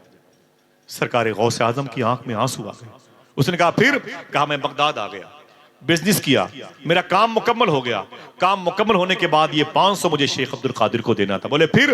बोले मैं सोकुल कफ़ा गया, शारे सिराज बाबुल इज़्ज़त मोहल्ले में गया और मैंने पता किया भाई इस मदरसे में कोई शेख अब्दुल कादिर नाम का जीलानी है। लोगों ने कहा ना ना ना ना ना अब्दुल कादिर। मैंने कहा हाँ। बोले अब्दुल कादिर यहाँ से पढ़ के फारिग हो गया, वो चला गया। मैंने कहा कहाँ गया? बोले नबी यूनुस मूसल गया होगा, कुरकुक सुलेमानिया का इलाका, ये तिकरीत का इलाका है, सामर्रा की तरफ जाएंगे, वो लंबा सफर 500 किलोमीटर का। फरमाया कि वो उधर चला गया होगा। ढूंढा वो नहीं मिला। मैंने कहा अब कहाँ होगा अब्दुल कादिर? किसी ने कहा कि नजफ अशरफ में मौला अली के दरबार में होगा। बोले सब मिले अब्दुल कादिर ना मिला। किसी ने कहा मौला अब्बास हुसैन में करबला में होगा, सब मिले अब्दुल कादिर ना मिला। किसी ने कहा काज़िमैन में इमाम मूसा काजिम जो वातकी के रोजे पर होगा, सब मिले अब्दुल कादिर ना मिला। किसी ने कहा 100 मरतबे ख्वाब में अल्लाह को देखने वाले इमाम आजम के रोजे पर होगा, कहा वहां गया, सब मिले अब्दुल कादिर ना मिला। किसी ने कहा शेख मारूफ के मोहल्ले में करख में होगा, मैं करख गया, सब मिले अब्दुल कादिर ना मिला। तो किसी ने कहा अब्दुल कादिर मदायन के जंगलों में गुम हो गया है। मैंने सोचा अब क्या करूं, तो मेरे अपने पैसे जो मेरे पास थे वो खर्च हो गए। अब अब्दुल कादिर को ढूंढने के चक्कर में मैं अब्दुल कादिर के पैसों से खाना खा रहा हूं, और ये उसी के पैसों से लाया हुआ खाना है, इसीलिए मैंने कहा खा ले, न ये तेरा है न मेरा है। हुजूर गौस पाक रोने लगे, इतना रोए कि आपकी दाढ़ी भीग गई, दामन पे आंसुओं के निशान, अपना निशान जाहिर करने लगे। उसने कहा कि ए मुसाफिर, तू रोता क्यों है? सरकार गौस आजम फरमाते हैं, सुन, जिस अब्दुल कादिर को तू ढूंढ रहा है वो मैं हूं, वो मैं हूं। कहा तू अब्दुल कादिर है? फरमाया हाँ। कहा फातिमा उम्मुल खैर का बेटा? कहा हाँ। कहा शेख अब्दुल्ला सोमई का निवासा? कहा हाँ। कहा अब्दुल्ला जिलानी का पोता? कहा मैं अब्दुल कादिर जिलानी हूँ। वो खड़ा हो गया, उसने गौस पाक की पेशानी चूमी, कहा बहुत मुबारक खानदान से आपका ताल्लुक है, आपके जिस्म में कमजोरी है क्यों? गौस पाक रोने लगे। फरमाया भूख की वजह से, हमें भूख के बारे में इल्म नहीं है। बताया आपको, काबे शरीफ से लेकर के मीना तक 6 किलोमीटर का फासला है, 6 किलोमीटर का। गायबाना तौर पर 60 नबियों की मज़ारात बनी है यहां पर, जिनकी मौतें भूख की वजह से हुई है। इन 60 नबियों का इंतकाल भूख की वजह से हुआ। दुनिया की साइंस कहती है सबसे खतरनाक मौत भूख की होती है। हमें क्या पता, हम तो पेट भरा हुआ था, घर से दावत खाने के लिए निकले, दावत खाने के वक्त बैठे थे तब भी पेट भरा हुआ था, खा के निकले तब भी पेट भरा हुआ है, होटल में फिर चाय पान करते आए तब भी पेट भरा हुआ। हमें क्या पता कि भूख किसे कहते हैं। अगर थोड़ी देर भूख लगती है रमजान के महीने में, तब आपको सुकैना और जैनब इमाम हुसैन का दर्द समझ में आएगा। ऐसे नहीं। सरकार गौसे आजम फरमाते, मैं रोया, वो भी रोने लगा। उसने कहा, शेख अब्दुल कादिर, मैं आपको ढूंढने के चक्कर में आपके पैसे खाने लगा। ये पैसे आपके हैं जिससे मैं खाना लाया हूं, ले लो अब्दुल कादिर, ये पैसे इतने बचे हैं 400, और ये खाना तुम्हारा है।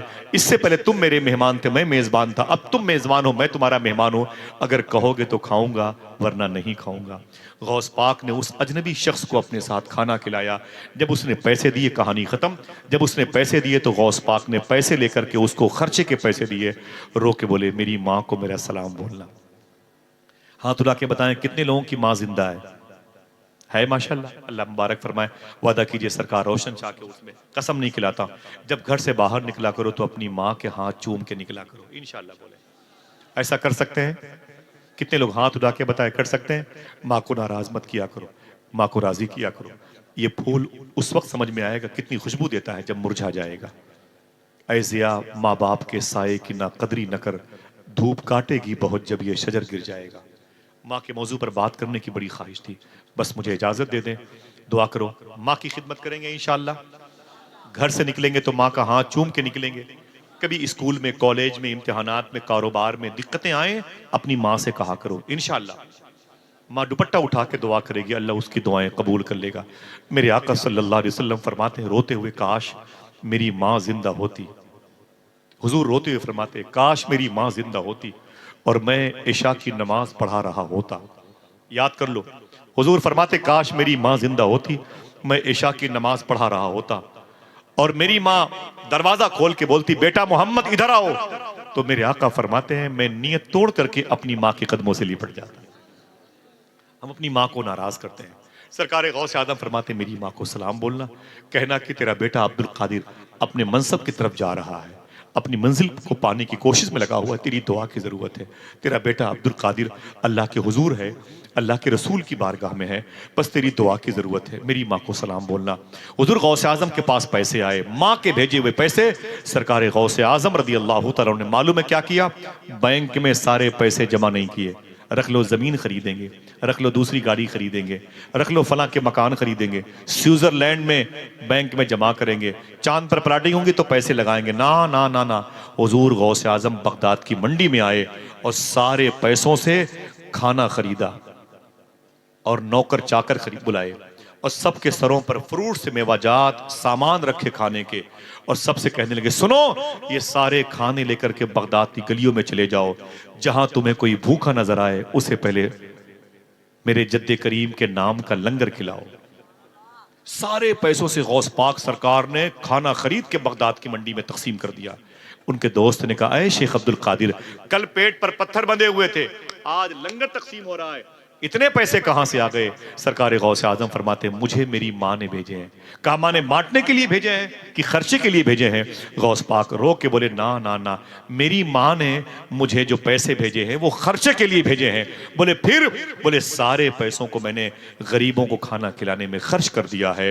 उसने कहा अजीब इंसान है अब्दुल कादिर, अरे कल क्या खाएगा? तो गौस पाक मुस्कुरा के बोले सुन, जो परवरदिगार आलम एक दिन अब्दुल कादिर को इतना दे सकता है, वो कल अब्दुल कादिर को भूखा नहीं मार सकता। सूफी सुल्तान फरमाते हैं कि जिसके घर के दरवाजे बड़े मोटे हो जाएं कि गरीबों की सदाएं अंदर न जाने पाएं, उनके बच्चे हमेशा बीमार रहते हैं। जिसके दरवाजे पर कुत्ते भूखे सोते हैं, उनकी तीसरी चौथी नस्लें भूखी सोएंगी। कोई कमाल नहीं अगर आपने कमा के खा लिया तो। अगर कमाल देखना है तो यह है कि आपने दिखा के नहीं खाया, खिला के खाया, आपने पिला के पिया है, पहना के पहना है। इंशाअल्लाह फैज़ कादरियत आपको मिलता जाएगा। सरकार गौसे आजम के लंगर खाने पे लिखा हुआ है, मैंने नेकियों की फाइल उलट पलट के देखी, लेकिन अल्लाह की बारगाह में पब्लिक को खाना खिलाने से बड़ी नेकी मुझे नहीं मिली। क्या गौसे आजम के नाम पर लंगर की बहारें अपने दरवाजों पर तकसीम कर सकते हो? ना हो 10 रुपए की टॉफी ही खरीद लिया करो। गरीब नवाज की छठी के मौके पर अपने मोहल्ले की हिंदू मुसलमानों के बच्चों को बांट दिया करो। और बच्चे पूछे चाचू ये क्या है, तो कह देना गरीब नवाज की छठी मुबारक हो। इतना करने में क्या जाता है? 2 दर्जन केले घर ले के आते हो, 2 केला किसी गरीब को दे दिया करो, आपके बच्चे बीमार नहीं होंगे इंशाअल्लाह। अगर सच्चों के साथ रहने की ख्वाहिश है, उन्हीं सच्चों में से एक शख्सियत का नाम सैयदना शेख अब्दुल कादिर है, सरकार गरीब नवाज है। मुंबई चले जाएं तो मखदूम माहिम है, और सुल्तानुल जबल हाजी मलंग है, सुल्तानुल बहर हाजी अली हैं, मखदूम बहाउद्दीन शाह अस्फहानी की चौखट है, टोपी वाले बाबा है, गुलाब शाह सरकार है, भिवंडी में दीवान शाह है, बिंगलौर में तवक्कल मस्तान शाह कम्बल पोश की चौखट है सरकार, और हमारे मुल्क हिंदुस्तान के कश्मीर में चले जाएं तो गुलाम शाह बादशाह की चौखट है, और आप चरार शरीफ चले जाएं तो अल्लाह के दरवेश वहां पर आराम कर रहे हैं। जिस हिंदुस्तान के जिस शहर की तरफ आप लेके चलेंगे, किसी न किसी बुजुर्ग की चौखट होगी जो उस शहर की सलामती का सबब है। ये वो सच्चे लोग हैं जो हम पर अल्लाह का अजाब नहीं आने देते। अल्लाह फरमाता है वकुनु मा सादिकीन, सच्चों के साथ हो जाओ। सच्चों के साथ होने का मतलब हमारा लहू सच्चा होना चाहिए, हमारा खून सच्चा होना चाहिए, हमारी जबान सच्ची होनी चाहिए। ये कैसे होगा? जब सच बोलते रहेंगे और हलाल खाते रहेंगे। इंशाअल्लाह कह दो फैज़ भाई की तरफ से और कारी निसार निज़ामी साहब क़िबला की तरफ से, पूरे इंतज़ामिया की तरफ से, इदारे के असातिज़ा तलबा की तरफ से, बिलखुसूस हमारे इन आकाज़ादों की तरफ से, सरकार गौसे आज़म के शहजादगान की जूतियों को अपने सर पर रखते हुए आप सबको बहुत बहुत मुबारकबादियाँ पेश करता हूँ। सरकार रोशन शाह रहमतुल्लाह ताला अलैह एक मरजूब कामिल का उर्स आप सबको बहुत बहुत मुबारक हो। दुआ करें अल्लाह ताला हम सबको बारगाह गौसियत माप का फैज़ अता फरमाए। ज़िंदगी में एक मरतबे सरकार रोशन शाह की चौखट के सदक़े में हम सबको बगदाद की बहारों को देखने की तौफ़ीक़ अता फरमाए। बहुत बड़ा हिंदुस्तान का शायर जिसे मैं खुद सुनना चाहता हूँ, देखना चाहता हूँ, शायर इस्लाम जनाब ज़ैनुल आबदीन कानपुरी अगर हों किसी मिंबर पर तो इतनी देर तक मुझ जैसे इंसान को बातें नहीं करनी चाहिए। इसलिए मैं मादरत चाहता हूँ, अपने तमाम रफ़क़ा की तरफ से बहुत बहुत मुबारकबाद पेश करता हूँ। आप सब ज़ैनुल आबदीन साहब को सुनेंगे इंशाअल्लाह? दिल से बोले। हुज़ूर गौस पाक की मोहब्बत में मेरे जिस भाई ने लगाए थे नारे, वो फिर से लगाएं अपने हाथों को उठा के, और पूरा मजमा दोनों हाथों को उठा के जवाब दें इंशाअल्लाह। जवाब दीजिए माशाअल्लाह। इस इदारे से फारिग होने वाले तलबा किराम के मुबारक नामों का निज़ामी साहब क़िबला ऐलान करना चाहते हैं। मैं बहुत बहुत मुबारकबादियाँ पेश करता हूँ उनके इदारे के फारिगीन के इस मुबारक मनसब पर आने की वजह से खुशियाँ तकसीम करता हूँ इदारे के सारे असातिज़ा की अन तक, और उनकी मोहब्बत वाली कोशिश पर बहुत बहुत आपको मुबारकबादियाँ। अभी इससे पहले इसके बाद शरअ के ख़िलाफ़ कोई जुमला मेरी ज़बान से निकला तौबा करता हूँ। अस्तग़फ़िरुल्लाह कुल्ल ज़ुनूबी या सत्तार या गफ़ार बिहक़्क़ि हज़रत मोहम्मद मुस्तफ़ा सल्लल्लाहु अलैहि वसल्लम। इजाज़त दीजिए, फिर किसी मौके पर मुलाकात होगी। अस्सलामु अलैकुम व रहमतुल्लाहि व बरकातुहू। आइएगा, ज़्यादा हंगामा ना कीजिएगा, आपका मुझ पर एहसान होगा। हुज़ूर इरशाद फरमाते हैं कि मैं अपनी उम्मत के लोगों का नाम लेके उन्हें बुलाऊंगा तो उम्मत मुझसे कहेगी, हुजूर फरमाते उम्मत मुझसे कहेगी आका आपको मेरे नाम की कैसे खबर, आपको ये कैसे पता चला कि मेरा नाम ये है? तो हुजूर इरशाद फरमाते मैं कहूँगा ऐ मेरी उम्मत, जब तू जिंदगी में मुझ पर दरूद पढ़ा करती ऐ मेरी उम्मत के लोगों, जब तुम जिंदगी में मुझ पर दरूद पढ़ा करते थे ना, तो जब फरिश्ते तेरा दरूद लेकर के मेरी बारगाह में आते थे तो दरूद के बाद वो ये बताते थे कि आका इस दरूद को फलां ने पढ़ा है। हुजूर मुस्कुरा के कहते हैं, मैं तुझे दरूद की वजह से पहचानता हूं, मैं तुझे दरूद की वजह से जानता हूं। अच्छा, फरिश्तों ने हुजूर की बारगाह में आपका नाम बताया था, लेकिन जैसे आप हुजूर के सामने आए, हुजूर ने आपके चेहरे से पहचान लिया, यही वो शख्स जिसने जिंदगी में मुझ पर दरूद पढ़ा। अब आइए दो बातें और सुनते हैं मिनटों के हवाले हिसाब से। बड़ी अजीम शख्सियत है प्रोफेसर वासिफ अली वासिफ, उनसे पूछा गया कि दरूद पढ़ने की शर्त क्या है। देखें सरकारों की मौजूदगी, जोर से बोलिएगा भी नहीं वरना मैं जुमले वापस ले लूंगा। प्रोफेसर वासिफ अली वासिफ से पूछा गया दरूद पढ़ने की शर्त क्या है, तो वासिफ अली वासिफ फरमाते हैं कि दरूद पढ़ने की एक ही शर्त है। बोले वो क्या? बोले वो शर्त यह है कि दरूद पढ़ने वाला यानी आप लोग, दरूद पढ़ने वाला और जिस पर दरूद पढ़ा जाए यानी मदीने वाले आका। जुमला रिवर्स करता हूं, दरूद पढ़ने वाला और जिस पर दरूद पढ़ा जाए दोनों का जमाना एक होना चाहिए। समझ रहे हैं? दरूद किसे पढ़ना चाहिए? सलाम आप दीवारों दर से नहीं करते, अपनी बुलेट गाड़ी से सलाम नहीं करते, अपनी कार से सलाम, जहां जवाब मिलने की उम्मीद होती है वहीं सलाम करते हैं। आप दरूद पढ़ें तो उसकी बारगाह में जो आपके सामने हो। दरूद पढ़ने के लिए जो शर्त है वो ये है, दरूद पढ़ने वाला भी हो, जिस पर दरूद पढ़ा जाए वो भी हो, तब दरूद पढ़ना चाहिए, वरना दरूद नहीं पढ़ना चाहिए। उसने कहा बाबा फिर हम दरूद ना पढ़े? का क्यों? का इसलिए कि हम हुजूर के जमाने में नहीं। तो प्रोफेसर वासिफ अली वासिफ फरमाते, तूने सच कहा, तू हुजूर के जमाने में नहीं था, लेकिन यह भी हकीकत है कि हुजूर तो तेरे जमाने में है। यह भी हकीकत है कि हुजूर तेरे जमाने में। हुजूर सैयदी शाह सूफी सुल्तान मियां शाह साहब किबला से पूछा गया दरूद पढ़ने का तरीका क्या है। आवाज पहुंची? बोले आवाज पहुंची? पूछा गया दरूद पढ़ने का तरीका क्या है। इन जुमलों को लिखें आप सोने की कलम से, दरूद पढ़ने का तरीका क्या है। तो सूफी साहब फरमाते हैं कि दरूद पढ़ने का वही तरीका है जो नमाज पढ़ने का है। दरूद पढ़ने का वही तरीका है जो नमाज पढ़ने का है। पूछा गया नमाज पढ़ने का तरीका क्या है।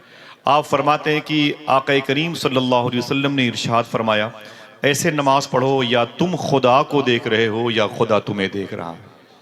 फिर सूफी साहब कहते हैं ऐसे ही दरूद पढ़ो या तुम नबी को देख रहे हो या नबी तुम्हें देख रहा है। इसे हुजूरी का तरीका कहते हैं। ये आपको हाजिर बाश कर देगा। आपके शहर से अमरडोभा, ये बस्ती, ये खलीलाबाद, ये गोरखपुर, ये फैज़ाबाद, ये अयोध्या, ये सुल्तानपुर, ये प्रतापगढ़, ये बनारस, ये जमनपुर शराज़ हिंद, ये लखनऊ और कानपुर की जो ज़मीन है, बेल्ट है, पूरा सर्कल है, इस ज़मीन पर दरूद पढ़ोगे तो फिर ये ज़मीन से जो मदीने पाक का तकरीबन 3000 किलोमीटर का फासला है, डिस्टेंस है, ये ख़त्म हो जाए। दरूद फासले ख़त्म करता है, दरूद दूरियां ख़त्म करता है, दरूद आपको हुजूर की बारगाह में हाजिर बाश करता है। आप फरमाते हैं ऐसे दरूद पढ़ो जैसे हुजूर ने फरमाया, जैसे नमाज पढ़ते हो, या तुम नबी को देख रहे हो या नबी तुम्हें देख रहा है।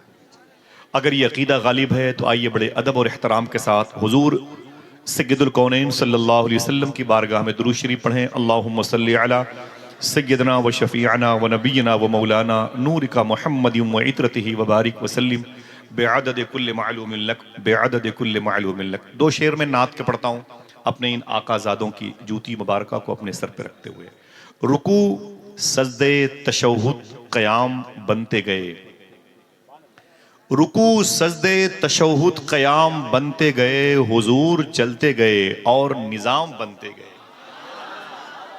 हुजूर चलते गए और निज़ाम बनते गए, हुजूर चलते गए और निज़ाम बनते गए। जो लोग पुश्तों से कुछ भी न थे सिवाय गुलाम, दरूद पढ़ते गए और इमाम बनते गए। जो लोग पुश्तों से कुछ भी न थे सिवाय गुलाम, दरूद पढ़ते गए और इमाम बनते गए। बस एक नामे मोहम्मद चुना गया और फिर इस एक नाम से सब नेक नाम बनते गए। बिस्मिल्लाहिर्रहमानिर्रहीम। या अय्युहल्लज़ीना आमनू तक़ुल्लाह व कूनू मअस-सादिक़ीन। सदक़ल्लाहु मौलाना अज़ीम। कुरान की इस आयत को आपने बचपन से माँ की गोद से सुना होगा, याद भी होंगे, इसके तर्जमे आप पर गालिब भी होंगे, फैज़ान तक़सीम भी करते होंगे, आप इस राह के मुसाफिर भी होंगे। अल्लाह इरशाद फरमाता है कुरान आपसे मुखातिब है, अल्लाह आपसे कहता है ऐ ईमान वालों। बड़े खुशनसीब हैं कि आपको कुरान ईमान वाला कहता है। अगर हुकूमत हिंद हमें ईमान वाला माने न माने हमें कोई नुकसान नहीं पड़ता, सर्दी गर्मी कोई असर नहीं पड़ता। खुशी इस बात की है कि हमें हमारा रब ईमान वाला कहता है। ऐ ईमान वालों खुश हो जाओ, शुक्र के सजदे अदा करो कि तुम्हें मोमिन कहा जा रहा है। इसके बाद एक शर्त लगाई कि अगर तुम मोमिन हो तो एक काम ये करो ना, इत्तकुल्लाह, अल्लाह फरमाता है मुझसे डरते भी रहो। आपको आजाद नहीं छोड़ा गया, नहीं डरोगे तो मार दिए जाओगे। आपको अल्लाह से डरना पड़ेगा। स्पेन में एक मस्जिद कर्तबा नाम की थी, इतनी बड़ी मस्जिद थी कि रोजाना उसमें एक रात चराग जलाने में 40 मन सरसों का तेल लगता था। जब मुसलमानों के दिल से कुरान की मोहब्बत चली गई, हुजूर की औलाद की ताजीम चली गई, कुरान और हदीस के फैजान से दूरी आई, हुजूर पर दुरूद पढ़ना उन्हें लोड लगने लगा, मजलिस रसूल में दावतें दी जाने लगी, वो भागने लगे, शराब की महफिलें सजाने लगे। तो मालूम है क्या हुआ? 2.5 दिन में 3.5 लाख मुसलमानों का कत्ल हुआ है। आज उस मस्जिद में beer bar, shopping centre, big Bazaar के बड़े बड़े सिस्टम नजर आते हैं, अजान देने वाला कोई नहीं। यानी अगर आप अल्लाह से डरते हो तो आप मरने के बाद भी जिंदा रहोगे। अल्लाह से डरते नहीं हो तो मरने से पहले मार दिए जाओगे। ये फाइनल बात है। अब आपसे अल्लाह कहता है कि तुम मोमिन हो और मुझसे डरते भी हो, एक काम और करना। वो काम क्या है? वकुनु मा सादिकीन। अल्लाह कहता है तुमने ईमान हासिल कर लिया तो मुझसे डरते भी हो, तो एक काम और करो, वकुनु मा सादिकीन, सच्चों के साथ हो जाओ। अगर कहो तो ये बात बता दूं, 900 साल से लेके अब तक, अब से लेके इमाम मेहदी तक, जुमला रिवर्स करता हूं, देखना कौन सुभान अल्लाह कहता है।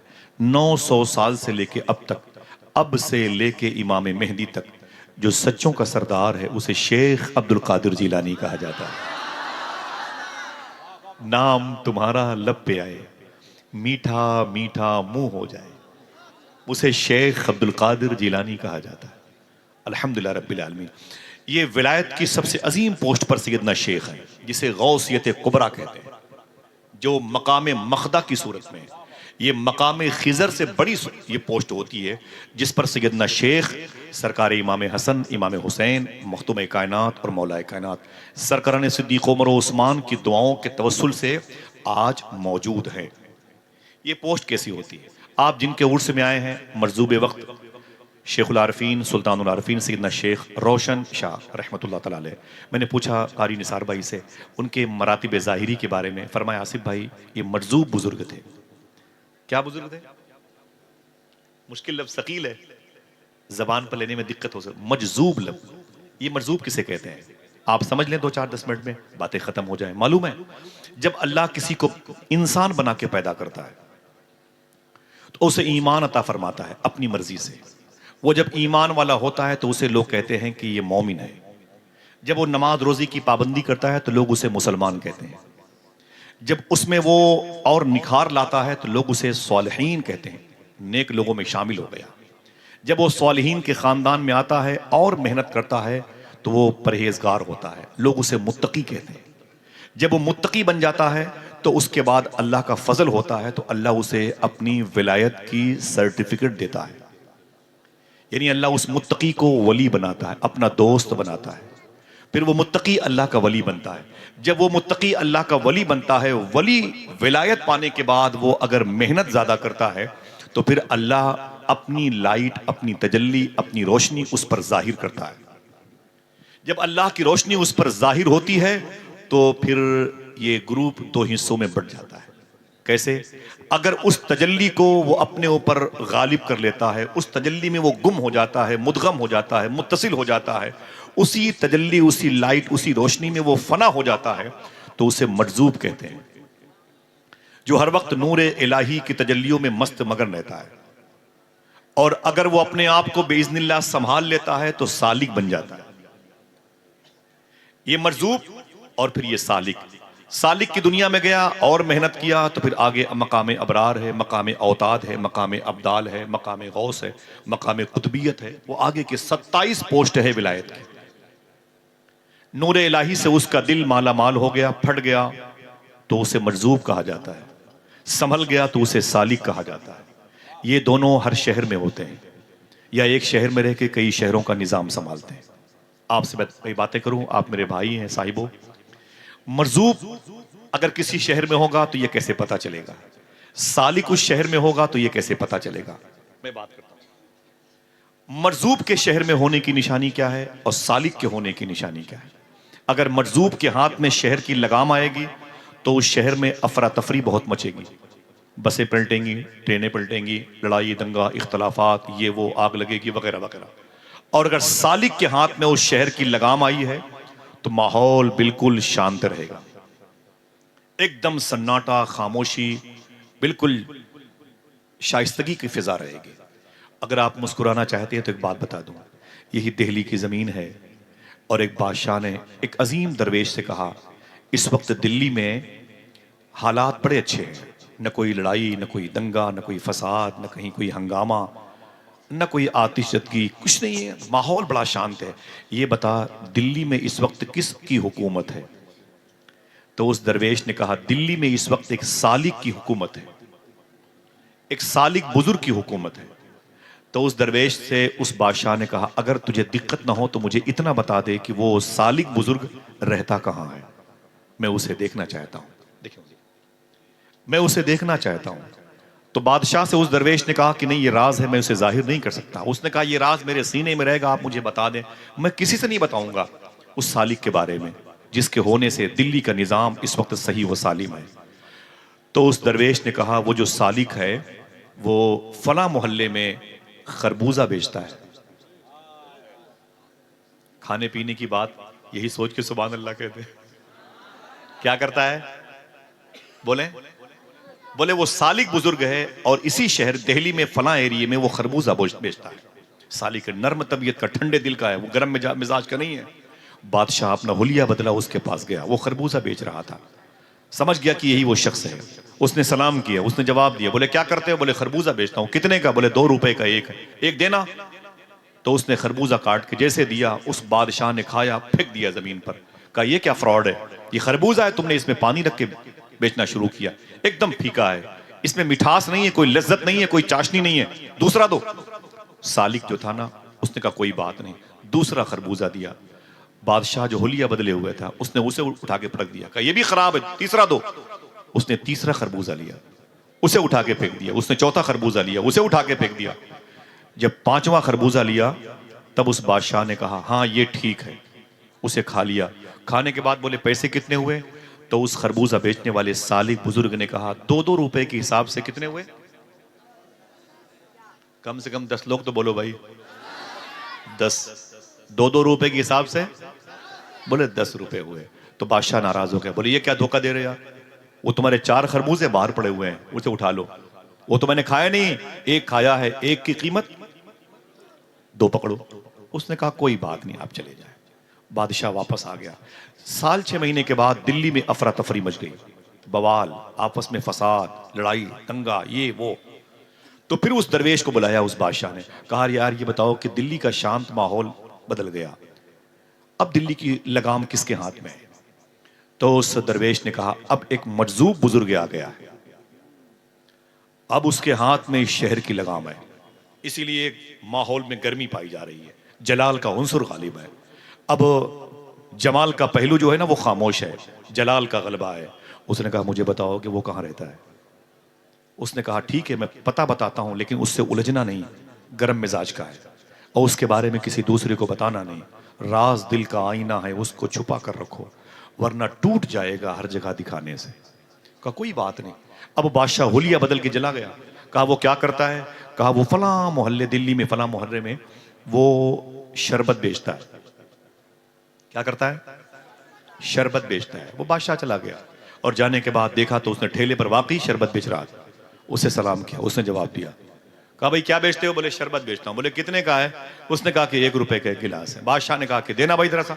उस मरजूब बुजुर्ग ने अपना हुलिया जो छुपा रखा था उसने भी 1 गिलास शरबत बना के बादशाह के हाथों में दिया। जैसे उसने उसे मुंह से लगाया, गिलास के शरबत को जमीन पर फेंक दिया।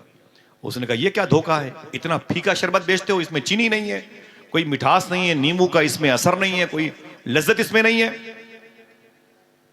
उस मरजूब ने खामोशी इख्तियार की। कहा दूसरा गिलास लाओ। जैसे दूसरा गिलास लिया, बादशाह ने उसे मुंह से लगाया, फिर जमीन पर फेंक के बोला, ये भी शरबत तुम्हारा वैसे ही खराब है। वो शरबत बेचने वाला जो मरजूब था वो घूमा, और घूमने के बाद उस बादशाह को 2 तमाचे मारे। कहा जालिम कहीं के मुझे खरबूजा वाला समझ रखा है। हाँ? सुन, तेरी भी उतार दूंगा और जिसने तुझे भेजा है उसकी भी उतार दूंगा। डॉक्टर इकबाल क्या कहता है कि यदे बैजा लिए बैठे हैं अपनी आस्तीन। ये पूरा इस्लाम समेटे हुए हैं। जब तक ये जिंदा रहते हैं बेलिबास रहते हैं, लेकिन इनके इंतकाल के बाद इनके आस्थानों पे इतनी चादरें चढ़ती हैं कि गुंबद तक पहुंच जाती हैं। जब तक ये जिंदा रहते हैं भूखे रहते हैं, प्यासे रहते हैं। इनके इंतकाल के बाद इनके उर्स में इतने डेग के लंगर चढ़ते हैं ना कि कोई भूखा शहर में सोता नहीं। जब तक ये जिंदा रहते हैं खुशबुओं से दूर रहते हैं। इनके इंतकाल के बाद इनके दरबार में इत्रपाशी इतनी होती है कि मोहल्ले के मकानों से भी खुशबू आने लगती है। जब तक ये जिंदा होते हैं अकेले होते हैं। इनके इंतकाल के बाद इतनी भीड़ लग जाती है, आप ही पीछे मुड़ के देखिए। समझ रहे हैं? यदे बैजा लिए बैठे हैं अपनी आस्तीनों में।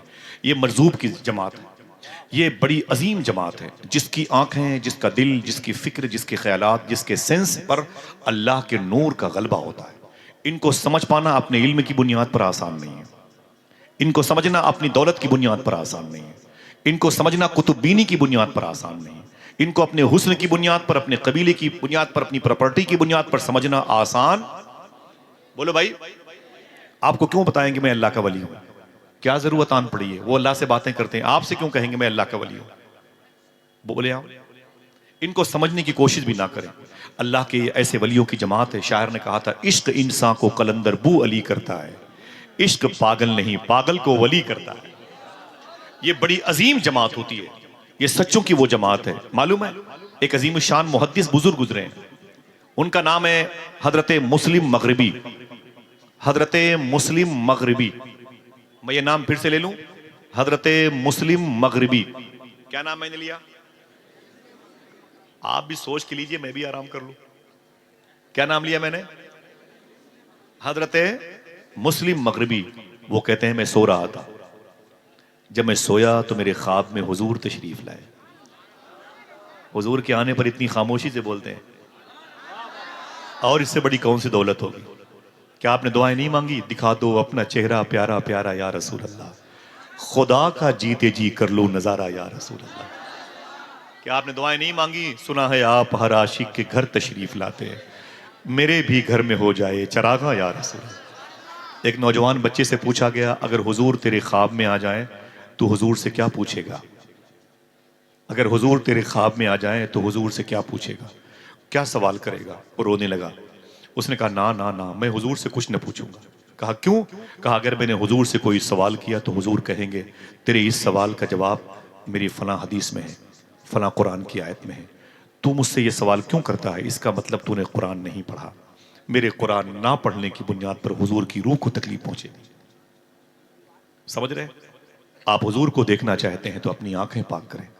रात के 12 बजे 1 बजे बीवी बेटी बहन बहू सबके कमरे से गाने बजाने की आवाज आती है, और घर के अंदर तोरा लगा रहता है, सुना है आप हर आशिक के घर तशरीफ लाते हैं, मेरे भी घर में हो जाए चरागा या रसूल अल्लाह। पढ़े लिखे लोगों को मैंने अपनी रातें बर्बाद करते हुए देखा है, और आप जब चाहें मेरी भी रातों को बर्बाद होते हुए देख सकते हैं। इसी हम्माम में सब के सब नंगे हैं। सूफी सुल्तान मियाँ कहते हैं, तुम रात के 12 बजे 1 बजे 2 बजे तक मोबाइल को अपने हाथों में लेके गाने बजाने सुनते रहते हो। उंगलियों में तुम्हारा मोबाइल कैद रहता है। जब उंगलियां थक जाती हैं तो मोबाइल गिर जाता है, और जब मोबाइल गिर जाता है तुम सो जाते हो। सूफी साहब रोक के बोले, तुम तो सो जाते हो, लेकिन रात भर मदीने वाले आका तेरे दुरूद का इंतजार करते रहते हैं। ठीक है, जिससे तू मोहब्बत करता है मांग देना उससे अपनी कब्र में रोशनी की भीख। उससे कहना वो तुझे तेरी तन्हाई को दूर कर देगा। बहुत दौलतें हैं तो लेके जाना अपनी अपनी कब्रों में, कोई काम नहीं आएगा। खुदा की कसम, उस कब्र की काली कोठरी को अगर रोशन मुनव्वर कोई कर सकता है तो आमीना का लाल कर सकता है, फातिमा जहरा का बाबा कर सकता है, हसन हुसैन के नाना कर सकते हैं। मोहब्बत करें तब, ना मोहब्बत करें तब। समझ रहे हैं? आपकी मर्जी है। इमाम जलालुद्दीन सुयूती फरमाते हैं, मैं कब्रस्तान से गुजर रहा था, मैंने क्या देखा? कब्रस्तान की हर कब्रों में मुझे नूर नजर आया। कोई है जो सुभान अल्लाह कह दे? बात मेरी समझ रहे हैं? कब्रस्तान के हर कब्रों में मुझे नूर नजर आया। इमाम सुयूती फरमाते हैं एक कब्र में कुछ ज्यादा नूर नजर आया, एक कब्र में ज्यादा नूर नजर आया। तो इमाम सुयूती फरमाते हैं मैंने बहुत मेहनत करके उस कब्र तक पहुंचने की कोशिश की जिसमें नूर ज्यादा था। देखना बच्चा, जिसमें नूर ज्यादा था। जब करीब पहुंचा तो मैंने सलाम किया, तो साहिब कब्र ने जवाब दिया, फरमाया आप कौन है? मैंने कहा मेरा नाम इमाम जलालुद्दीन है, लोग मुझे इमाम सुयूती कहते हैं। तो उसने कहा अच्छा नाम सुना है, क्या बात है? तो इमाम सुयूती फरमाते हैं मैंने कहा इन सारी कब्रों में नूर नजर आ रहा है, वजह क्या है, बेस क्या है, सबब क्या है? तो उस साहिब कब्र ने कहा सारी कब्रों में जो नूर नजर आ रहा है उसकी वजह यह है कि इन सारी कब्रों में हुजूर आए थे। ऊंची बोले, लहद में आका की दीद होगी, मैं सच के घर से निकल रहा हूं। मेरे अजीजों ये रोना कैसा, मकान ही तो बदल रहा हूं। पहले तैयारी तो करें। एक बुजुर्ग से किसी ने कहा कि हुजूर दुआ कर दे मेरा ईमान पर खात्मा हो जाए। फरमाया ईमान पर खात्मे के लिए दुआ नहीं होती, ईमान पर खात्मे के लिए तैयारी होती है। मेरी बात समझ रहे हैं? तैयारी होती है। आपकी जिम्मेदारी बनी है, आप हिंदुस्तान में पत्थरों के बीच में, आप हिंदुस्तान में कांटों के बीच में, इन्हीं कांटों को गुलाब बनाने का हुनर सीखना चाहिए आपको गरीब नवाज से। लोड बन गए हिंदुस्तान के मुसलमान, जिधर देखो हिंदू मुस्लिम फसादात के बाजार गर्म है। पढ़ाया आपने गरीब नवाज को? गरीब नवाज सरकार क्या करते थे? अजमेर शरीफ में कोई हिंदू भाई की लड़की जवान होती ना, तो उस लड़की के बाप से ज्यादा उसकी शादी की फिक्र गरीब नवाज को रहा करती थी। लोड बन गया हिंदुस्तान का मुसलमान। तुझे अपनी उस मुबारक आर्टिकल की तालीम हासिल करना चाहिए जो दस्तूर गरीब नवाज लेके आए थे, तब समझ जाओगे, वरना 40 साल के बाद हालात बड़े खराब हो जाएंगे। संभालो अपने आप को और अपनी नस्लों को। समझ रहे हैं? इमाम सुयूती फरमाते मैंने कहा इन कब्रों में नूर क्यों है? वो बोले कि इन कब्रों में हुजूर आए थे, इन कब्रों में हुजूर आए थे इसलिए कब्रें रोशन है। तो इमाम सुयूती फरमाते अच्छा तेरी कब्र में नूर ज्यादा क्यों है? देखना कितने लोग सुभान अल्लाह कहते हैं। बोले तेरी कब्र में नूर ज्यादा क्यों है? तो उस साहिब कब्र ने कहा मेरी कब्र में जो नूर ज्यादा है उसकी वजह यह है मेरी कब्र में हुजूर आए भी थे, मुस्कुराए भी थे। हाय हाय अल्लाह अल्लाह, जरा मोहब्बत से कह दो सुभान अल्लाह। ये नारा कितने लोगों ने लगाया है? हाथों को उठा के बताइएगा। नूर वाला आया है, नूर लेके आया है। ऊंची बोले नूर वाला आया है, नूर वाला आया है, नूर लेके आया है। मैंने कहा तेरी कब्र में रोशनी ज्यादा क्यों है? बोले मेरी कब्र में हुजूर आए भी थे और ऊंची बोले। मैंने कहा ठीक है, लेकिन अब ये बता तेरी कब्र में हुजूर मुस्कुराए क्यों थे? ये तो बता तेरी कब्र में हुजूर मुस्कुराए क्यों थे? उसने जवाब दिया अय इमाम सुयूती मेरा छोटा सा कारोबार था, रोजाना जब कारोबार की शटर दुकान बंद करता बढ़ाता तो 1 रुपया अपने मुनाफे के डिब्बे से निकाल कर एक झोले में डाल देता था। एक झोले में 1 रुपया सिक्का डाल देता था। पूरे महीने ऐसे करता, फिर जब नया महीना आता फिर एक सिक्के डाल देता। ऐसे ही 12 महीने तक उस थैले को मैं 1-1 रुपए से भर देता था। और जब रबीउल अव्वल शरीफ का महीना आता तो उसी झोले से पैसे निकाल के हुजूर के नाम पे गरीबों को लंगर खिलाया करता था। यही वजह है कि हुजूर मेरी कब्र में आए भी थे। और ये काम आप क्यों नहीं करते? हम क्यों नहीं करते? इनमें से जो करते हैं इंशाल्लाह उनकी कब्रें भी रोशन रहेंगी। जो ये चाहता है कि उसकी कब्र रोशन हो, वो अपने दरवाजे पर से करीब गुजरने वाले किसी मुसाफिर को भूखा न जाने दे। इंशाल्लाह उसकी नस्लें कभी भूखी नहीं रहेंगी इंशाल्लाह। बोले ये गरीब नवाज का उसलूब है, ये दरवेशों और फकीरों का उसलूब है। ये आइन है, आर्टिकल है, कानून है, इंसाइक्लोपीडिया है। इस पर आपको अमल करना पड़ेगा। आप अपने इल्म की बुनियाद पर, अपनी ताकत की बुनियाद पर, अपने पैसों की बुनियाद पर, अपनी कुतुब जो है तसानीफ की बुनियाद पर, तालीफ की बुनियाद पर, doctor, engineer, IAS, IPS, IG, DIG, बड़े बड़े रेंज के अधिकारी होने की बुनियाद पर, मुफ्ती होंगे, आलिम होंगे, पीर होंगे, इस बुनियाद पर किसी मजजूब को आप नहीं पहचान सकते। इसको लिख लीजिए आप। हमारी जो मेमोरी है बहुत छोटी है, इनका दायरा बहुत बड़ा है। अगर गौर करेंगे तो ये मेमोरी हैंग कर जाएगी। समझ रहे हैं? जैसे मुस्लिम मगरिबी कहते हैं मैं सो रहा था मेरे ख्वाब में हुजूर तशरीफ लाए, वो कुनु मा सादिकीन। देखें सच्चों की जमात कैसे होती है। एक मरजूब बुजुर्ग के उर्स में आए हुए मुझे बड़ी खुशी हो रही है, क्योंकि मेरे घर के करीब में एक मरजूब बुजुर्ग की बारगाह है और मेरा ताल्लुक ज़ाहिरी भी जारोबकश की हैसियत से उसी बारगाह है, अल्हम्दुलिल्लाह। और फिर सरकार मखदूम पाक के शहजादगान यहाँ पर बैठे। अगर ये चले भी जाएं तो इनकी जूतियाँ यहाँ रहें तब भी अल्हम्दुलिल्लाह मेरे लिए बड़ी सादत की बात है। मैंने इनके दादा की वो भी ज़मीन देखी है जिसको सिमना कहते हैं। मैंने कई मरतबे हाजिरी दी है ईरान में, जहाँ के सरकार मखदूम शब जहाँगीर समनानी रदी अल्लाह तारिकुस सल्तनत कहलाए थे। आपके खालू उस्ताद भाई शेख अलाउद्दौला रहमतुल्लाह तआला अलैह की मरकद मुबारका पर भी हाजिरी दी। मेरी दुआ है कि जितने लोग यहाँ पर अहले बैत से मोहब्बत करने वाले बैठे हुए हैं, अल्लाह सबको उस मुबारक मकबूल ज़मीन की ज़ियारत का शरफ अता फरमाए। आमीन कहते। मुस्लिम मगरबी वो कहते मैंने सो रहा था, मेरे ख्वाब में हुजूर तशरीफ लाए। ये खुशी की बात अगर लगती है तो आप सुभान अल्लाह कह सकते हैं, बकिया हंगामा नहीं। कोई बात अच्छी लगे तो अच्छे नॉर्मल तरीके से बोलिएगा, कोई नारा नहीं, कोई हंगामा नहीं, कोई इनकलाबी आवाज नहीं। भाई आपको हिंदुस्तान के माहौल को पुरसुकून माहौल में तब्दील करना है। सूफिया दरवेशों का मसलक, उनका जो मशरब है उसे लॉन्च करना है।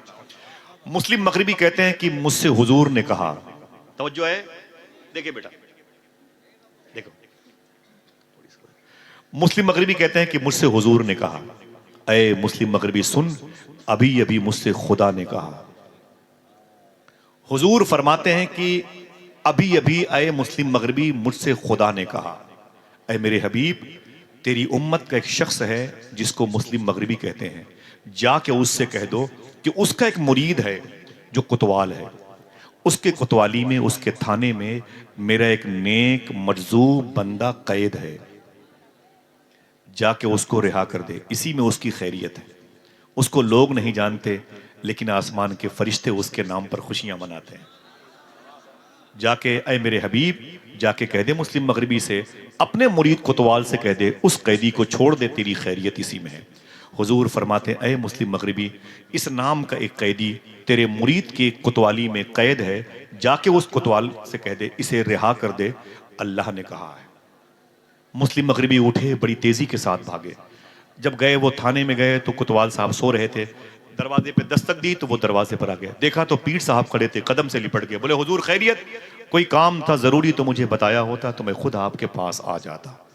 तो मुस्लिम मगरिबी ने कहा कि इस नाम का कोई कैदी तेरे कैद खाने में है? तो कोतवाल ने कहा हुजूर उस बड़ा फ्रॉड इंसान है, बड़ी शिकायतें उसकी हैं। बोले क्या है? बोले नालियों के कीड़ों से बातें करता है, कुत्ते को तकिया लगा के सो जाता है, बेलिबास शहरों में टहलता है, गंदगी के ढेर से रोटियां चुन चुन के खाता है, जानवरों के बीच में रहता है, गंदगी अपने हाथ से अपने लिबास से साफ करता है, बहुत ही रजील और जलील घटिया किस्म का आदमी है, उसे जेल में रहने दो। मुस्लिम मगरिबी कहते हैं बेहतरी इसी में है कि उसे रिहा कर दो, जल्दी उसे बाहर करो, जल्दी उसे बाहर करो। पीर का हुक्म था, कोतवाल ने उस दरवेश को जेल से बाहर निकाला। जब वो दरवेश मुजरिम जेल से बाहर आया तो कोतवाल ने कहा, ऐ जेल से बाहर निकलने वाले दरवेश सुन, ये मेरे पीर मुस्लिम मगरिबी हैं, इनकी सिफारिश से तुझे रिहाई मिली है, इनका शुक्रिया अदा कर, इनका शुक्रिया अदा कर। उस दरवेश मुजरिम ने कहा हुजूर सलाम अलैकुम, जवाब दिया, फरमाया कि आपका बहुत बहुत शुक्रिया, आपने मुझे जेल से रिहा किया है, मुझे कौन जानता है आपने मुझ पर एहसान किया, अल्लाह इस एहसान का बदल अता फरमाए, आपका बहुत बहुत शुक्रिया। इतना कह के वो मुजरिम दरवेश भागा। जब भागा तो मुस्लिम मगरिबी ने उसे दौड़ा के पकड़ा, बोले ठहर भाई ठहर ठहर ठहर। अब वो रुक गया। कहा क्या बात है? कहा सही मेरा तारुफ तुझे वो नहीं मिला, मेरे बारे में तुझे पता नहीं है। बोले हुजूर अब क्या पता, आप मुस्लिम मगरिबी हैं? फरमाया सुन, मुझसे बड़ा कोई आलिम नहीं, मुझसे बड़ा कोई मुहद्दिस नहीं, मुझसे बड़ा कोई मुज्तहिद नहीं, मुझसे बड़ा कोई फकीह नहीं। इस शहर में जितने भी हाफिज, आलिम, कारी, इमाम, मुअज्जिन, मुक्तदी, रोसा हैं, अमीर शहर, सब मेरे मुरीद हैं। इस शहर में जितने होमगार्ड, पुलिस वाले, मिलिट्री, आर्मी डिपार्ट के SDM, DM, IAS, IPS, IG, DIG, ये सब मेरे मुरीद हैं। तुझे नहीं पता मेरे मर्तबे के बारे में? पूरा ये सर्कल मेरे अंडर में, मेरी दस्तरस में, समझे दरवेश? उसने कहा जी हुजूर बहुत बहुत शुक्रिया। फिर मुस्लिम मगरिबी ने कहा सुन, मैं तुझसे एक बात कहता हूं, इसके बाद जब इस इलाके में तुझे कोई दिक्कत आए तो मुझसे कहना। कहानी का टर्निंग पॉइंट देखिए, इसके बाद तुझे इस इलाके में कोई दिक्कत आए तो मुझसे कहना। समझ रहा है तू? दरवेश सुनते सुनते पक गया था, अपनी ओरिजिनलिटी में आ गया। उसने कहा है मुस्लिम मगरिबी, अपनी बता दी मेरी भूल गए। मैं चुप हूं कि आप हैं कि नहीं है? हा? मुस्लिम मगरिबी ने कहा इसके बाद तुझे कोई दिक्कत आए तो मुझसे बताना। उस दरवेश पक गया, उसने कहा ए मुस्लिम मगरिबी, अपनी बता दी मेरी भूल गए। बोले तेरी क्या है? बोले तेरी क्या है? बोले तेरी यही ना कि तुझसे बड़ा कोई आलिम नहीं, तुझसे बड़ा कोई मुहद्दिसों फकीह नहीं, तुझसे बड़ा कोई मुज्तहिद नहीं इस शहर में। ये सब तेरे मुरीद हैं, ये कोतवाल, ये यूनिवर्सिटी, ये कॉलेज, ये मदरसे, ये अइम्मा, मुअज्जिन, मुकब्बिर, सब तेरे मुरीद हैं, यही ना? अपनी बता दी मेरी भूल गए। कहा तू का सुन मेरी, मैं कौन हूं? मैं वो हूं जिसके लिए अल्लाह ने अपने हबीब से कहा, अल्लाह ने अपने हबीब से कहा, हबीब ने तुझसे कहा, तूने कोतवाल से कहा, तब जाके मेरी रिहाई हुई। अपने बारे में बोलता है कि इधर कोई दिक्कत हो तो मुझसे कहना, मैं तुझसे कहता हूं अगर मैदान महशर में कोई परेशानी हो तो मुझसे कहना। इश्क इंसान को कलंदर बू वली करता है, इश्क पागल नहीं, पागल को वली करता है। यही अगर मर्जूब होता है तो उसे पहचानने की कोशिश ना करो, अगर सालिक हो जाता है तो फिर वो जाहिर होता है। सिलसिले चिश्त के बड़े अजीम बुजुर्ग है तौसा शरीफ में, साहिवाल, ये बाबा फरीद की जमीन है, पंजाब का मुबारक बेल्ट है। तकसीम मुल्क के बाद ये दीवारें खड़ी हुई हैं, वरना मोहब्बतों की जमीनें थी। सालिक अगर अपनी रौ में आता है तो उसका मामला अलग होता है। मरजूब जिनके उर्स में आए हैं, एक जज्ब की, शुक्र की, बेखुदी की कैफियत उन पर गालिब रहती है। अगर कहो तो बता दूं कि सालिक किसे कहते हैं? कोई है जो अपने हाथों को उठा के बोले लब्बैक या रसूल अल्लाह, लब्बैक या रसूल अल्लाह। सालिक किसे कहते हैं? सरकारे अताए रसूल ताजदार चिश्त हश्त बहिश्त सरकार ख्वाजा उस्मान हरवनी के लाडले हैं, हिंदुस्तान के बादशाह हैं। उनके लाडले ख्वाजा कुतुबुद्दीन बख्तियार काकी के दरबार में आप जाएंगे तो जाने से पहले सेकंड लास्ट मोड़ से पहले बाएं तरफ एक मज़ार शरीफ है, ख्वाजा फखरुद्दीन शाह रहमतुल्लाह तआला। इनके मुरीद हैं शेख सुलेमान तौसवी रहमतुल्लाह तआला। आवाज पहुंची? पूछ के बताइए, आवाज पहुंची? हुजूर की मोहब्बत में बोला करें। आप बोलते हैं तो हुजूर को खुशी होती है, आप मुस्कुराते हैं तो हुजूर मुस्कुराते हैं, आपके हर अंदाज पर हुजूर की नजर है। सूफी साहब कहते हैं जो कहता है कि हुजूर ये नहीं जानते, हुजूर ये नहीं जानते, उससे कह दो कि तेरे इस ना जानने को भी हुजूर जानते हैं। हुजूर देखते हैं, अपनी उम्मत के लोगों को हुजूर ने आवारा नहीं छोड़ा। आपसे हुजूर प्यार करते हैं, आपके दुरूद का इंतजार करते हैं, आपकी आवाज हुजूर सुनना चाहते हैं। अल्हम्दुलिल्लाह रब्बिल आलमीन। ये शेख सुलेमान तौसवी हैं, शेख सुलेमान, तौसा शरीफ कस्बे का नाम है। नाम याद रहेगा? अगर कल किसी ने पूछा क्या बताओगे? शेख सुलेमान। बोले बच्चे बैठे हुए, बहुत बहुत शुक्रिया। बोले क्या नाम लिया मैंने? तौसा शरीफ ये कस्बे का नाम है। ख्वाजा फखर शाह के ये शहजाद खलीफा हैं, बड़े अजीम बुजुर्ग हैं जो ख्वाजा बख्तियार काकी के करीब आराम करें। बहुत बहुत मुबारक हो सर, माशाल्लाह। जरा मोहब्बत से कहते हैं सुभान अल्लाह। ये ख्वाजा शेख सुलेमान तौसवी, अब इन पर जज्ब का नहीं सुलूक का कब्जा है। सालिक बुजुर्ग हैं, देखें सच्चे कैसे होते हैं। सुभान अल्लाह। इनका मुरीद इनके पास रोता हुआ आया, उधर कोई दिक्कत तो नहीं है, हमारे सरकारों की मौजूदगी है। मैं हुजूर गौस पाक के शहजादों के नालैन के साए में हूँ, अल्हम्दुलिल्लाह रब्बिल आलमीन। इनके अजदाद व अमजाद की बातें आज उनके नबीरगान की मौजूदगी में हो रही हैं, ये कबूलियत की निशानी है अल्हम्दुलिल्लाह। जो भी आपको तकालीफ है, इन वजूदों में जो शिरियानों में जो लहू दौड़ता है वो मखदूमा फातिमा का लहू दौड़ता है। आप दुआ करें, अल्लाह दुआएं कबूल करेगा इंशाअल्लाह। दिल से बोले इंशाअल्लाह। ये शेख सुलेमान तौसवी हैं, कोई दिक्कत नहीं हो रही है? मैं बातें ऐसे करता हूं भाई, आपको पता नहीं चलेगा कब शुरू हुई कब खत्म हुई, ठीक है? शेख सुलेमान तौसवी कहते हैं कि मेरे घर में एक, मेरे हुजरे में, मेरे दरबार में एक शख्स मेरा मुरीद था, रोता हुआ है। मैंने कहा क्या बात है? उसने कहा बाबा बड़ा गजब हो गया। मैंने कहा हुआ क्या? उसने कहा कि हुजूर मेरा 2 साल का बेटा गायब हो गया। कितने साल का? ऊंची बोले। शेख सुलेमान तौसवी माजी करीब के बड़े बुजुर्ग हैं, तौसा शरीफ में लेटे हुए। बोले मेरे 2 साल के बेटे थे, एक बेटा था वो गायब हो गया। तो शेख सुलेमान ने कहा क्या चाहता है? कहा हुजूर दुआ कर दे बेटा आ जाए। तो आपने अपने हाथों को उठा, कहा ऐ मेरे मौला तू करम फरमा दे, और फरमाया कि सुन परेशान मत हो, अल्लाह जब चाहेगा आ जाएगा। क्या कहा? ऊंची बोले। अल्लाह जब चाहेगा, अल्लाह जब चाहेगा आ जाएगा। 2 साल तक नहीं आया। शेख सुलेमान तौसवी के पास आया, कहा बाबा मेरा बेटा नहीं आया। कहा परेशान मत हो, अल्लाह जब चाहेगा ऊंची बोले। 10 साल तक नहीं आया। फिर वो शेख सुलेमान तौसवी के पास है। बोले बाबा, बोले क्या बात है? बोले मेरा बेटा नहीं आया। पर मैं परेशान मत हो, मैंने दुआ कर दी, अल्लाह जब चाहेगा। बोले कब चाहेगा? बोले जब चाहेगा, अल्लाह जब चाहेगा आ जाएगा। वो परेशान था। 15 साल तक नहीं आया। 18 साल हो गए। बच्चे के गायब होने के दिन अपने घर में दाखिल हुआ। 18 साल हो गए। बीवी रो रही थी। बीवी से उसने कहा कि रोती क्यों हो? बीवी ने कहा कि 18 साल पहले आज ही के दिन मेरा बेटा गायब हुआ था। रोती हूं सर्दी में, कहीं मेरे बेटे के जिस्म पे कपड़े ना हो, मेरा बेटा सर्दी में कांपता हो। गर्मी के दिनों में रोती हूं, कहीं किसी ने मेरे बच्चे के हाथ पांव काट करके उससे भीख मांगने का हुनर न दे दिया उसे। मैं इसलिए परेशान रहती हूं, कहीं मेरे बेटे से किसी ढाबा, किसी रेस्टोरेंट वाले प्लेट वगैरह न साफ करवाते हो। मेरा बेटा यतीम बन के कहीं होगा, जिंदा होगा तो बड़ी मुश्किलों में होगा। तो उनके शौहर ने कहा, जो शेख सुलेमान तौसवी के मुरीद थे, बोले ना ना ना ना ना, रो मत रो मत रो मत। बोले क्यों? बोले वो मैंने शेख सुलेमान अपने पीर साहब से कह दिया है, उन्होंने दुआ कर दी है और कहा है परेशान मत हो, अल्लाह जब चाहेगा, अल्लाह जब चाहेगा। इतना सुना तो बीवी पक गई, परेशान। उसने डांट के कहा, चुप, खबरदार, अब अगर इस घर में तूने शेख सुलेमान तौसवी का नाम लिया तो बाहर निकल मेरे घर से। न तू मेरे मिजाज का है, न तेरा पीर मेरे मिजाज का। सब ये डिब्बा है। 18 साल से मुझे चूरन देता है, अल्लाह जब चाहेगा आ जाए। कब चाहेगा अल्लाह? जब मेरे मरने के बाद।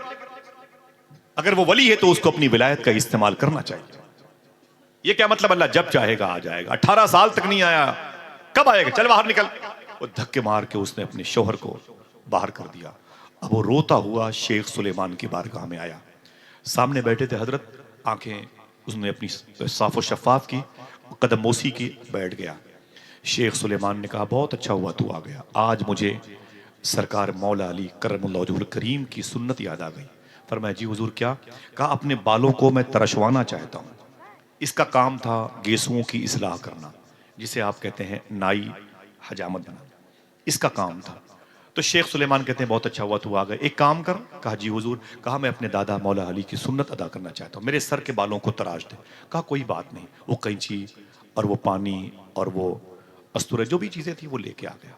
उसने आपकी इमाम शरीफ को उतारा, टोपी शरीफ को उतारा, बालों में पानी लगाए। फरमाया दाएं तरफ से, इधर से मौला अली की सुन्नत है। शेख सुलेमान तौसवी के सर मुबारक के दाएं तरफ से बाल उसने छीलने, साफ करने शुरू किए। अभी आधे ही सर के बाल उसने साफ किए थे कि उनके मुरीद को अपनी बीवी के ताने याद आ गए। बीवी ने कहा निकल जा, कभी घर पे नहीं आना, ये घर का दरवाजा तेरा हमेशा तेरे लिए बंद हो चुका है, चल चल बाहर निकल। वो याद आ गई उसकी तनकीद बातें। उसकी आंखें भर आईं, आंखों से आंसू निकले टप टप। तो पीर साहब के छिले हुए सर पे गिरे। जब गर्म गर्म आंसू गिरे तो पीर साहब ने शेख सुलेमान ने अपना चेहरा उठाया। कहा तो रोता है, मेरे सामने आ जा। बोले हुजूर माफी चाहता हूँ। कहा तो रोता क्यों है? उसने कहा कि हुजूर बीवी बहुत नाराज है। बोले क्यों? बोले उसने कहा कि अब घर मत आना। क्यों? उसने कहा कि मेरा बेटा 18 साल से नहीं आया। तो बोले मैंने दुआ कर दी ना कि अल्लाह जब चाहेगा आ जाएगा। बोले बीवी इसी पर नाराज है, क्या अल्लाह मेरे मरने के बाद चाहेगा? कैसा पीर है तेरा, उसको बुलाता नहीं मेरे बेटे को, ना अपनी पर्सनालिटी का, अपनी ताकत का, विलायत का इस्तेमाल नहीं कर। चल बाहर निकल, धक्के मार के बाहर कर दिया।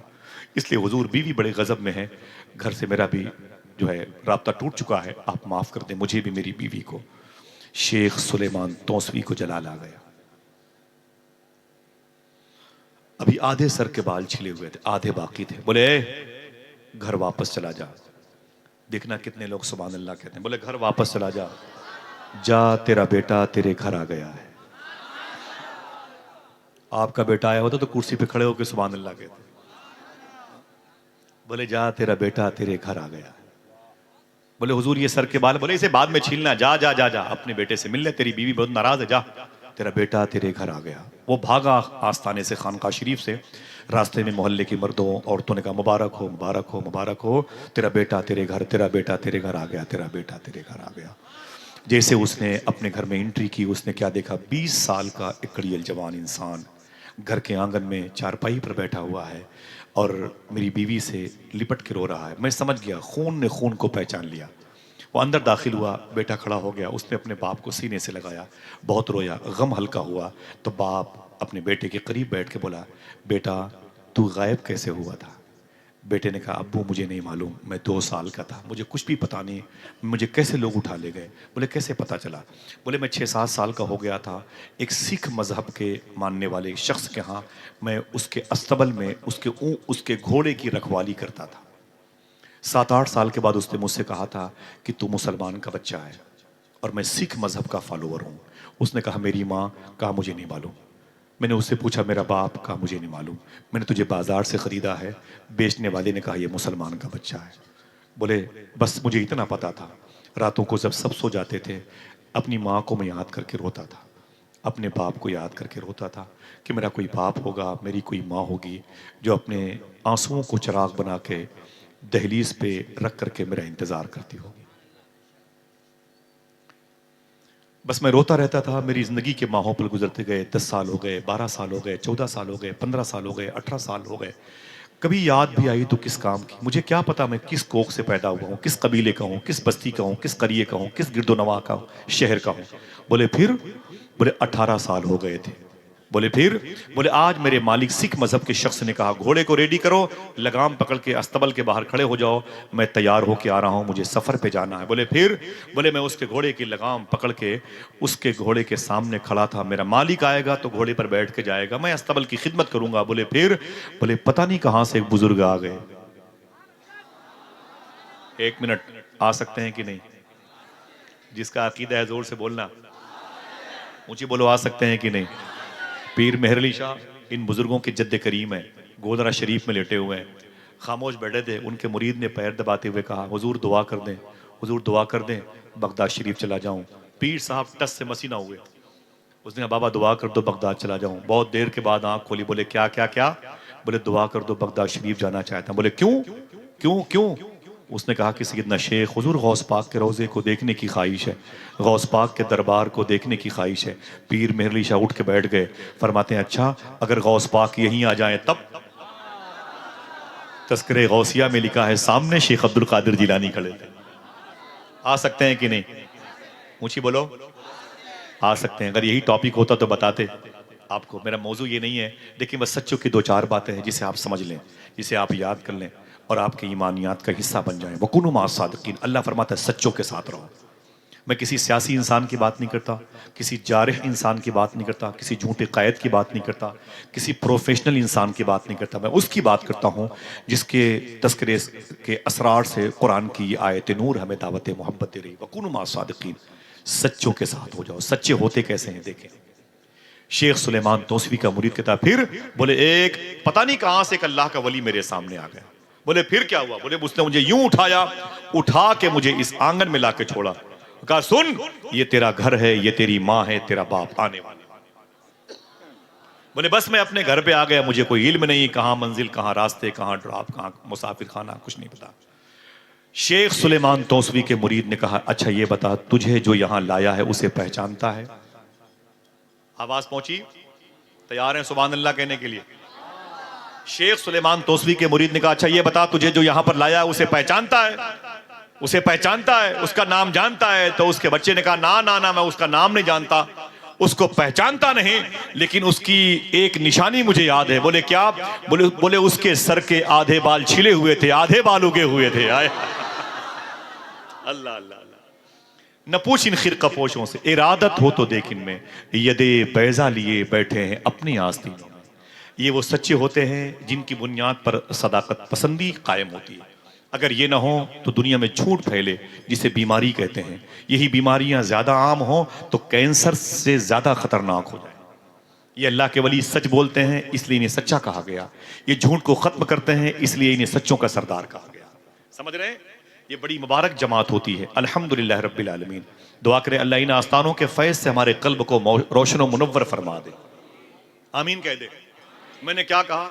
दुनिया में अगर कोई 900 साल से लेके अब तक, अब से लेके इमाम मेहंदी तक कोई सच्चों का सरदार है तो उसे शेख अब्दुल कादिर जिलानी कहा जाता है। अल्हम्दुलिल्लाह। क्या कहा जाता है? जरा हुजूर गौसे आजम के नाम पर कोई है जो एक नारा बुलंद कर दे? माशाअल्लाह। सुभान अल्लाह, रज़ी अल्लाह तआला अन्हु। सुभान अल्लाह, सुभान अल्लाह, सुभान अल्लाह। सैयदी सरकार रोशन शाह रहमतुल्लाह तआला अलैह के उर्स की तकरीब है। आप सबको बहुत बहुत मुबारक हो। एक मजजूब के उर्स में आप आए हुए हैं। मजजूब होता कैसे है, बता दूं एक बात हुजूर गौस पाक की, सुनेंगे?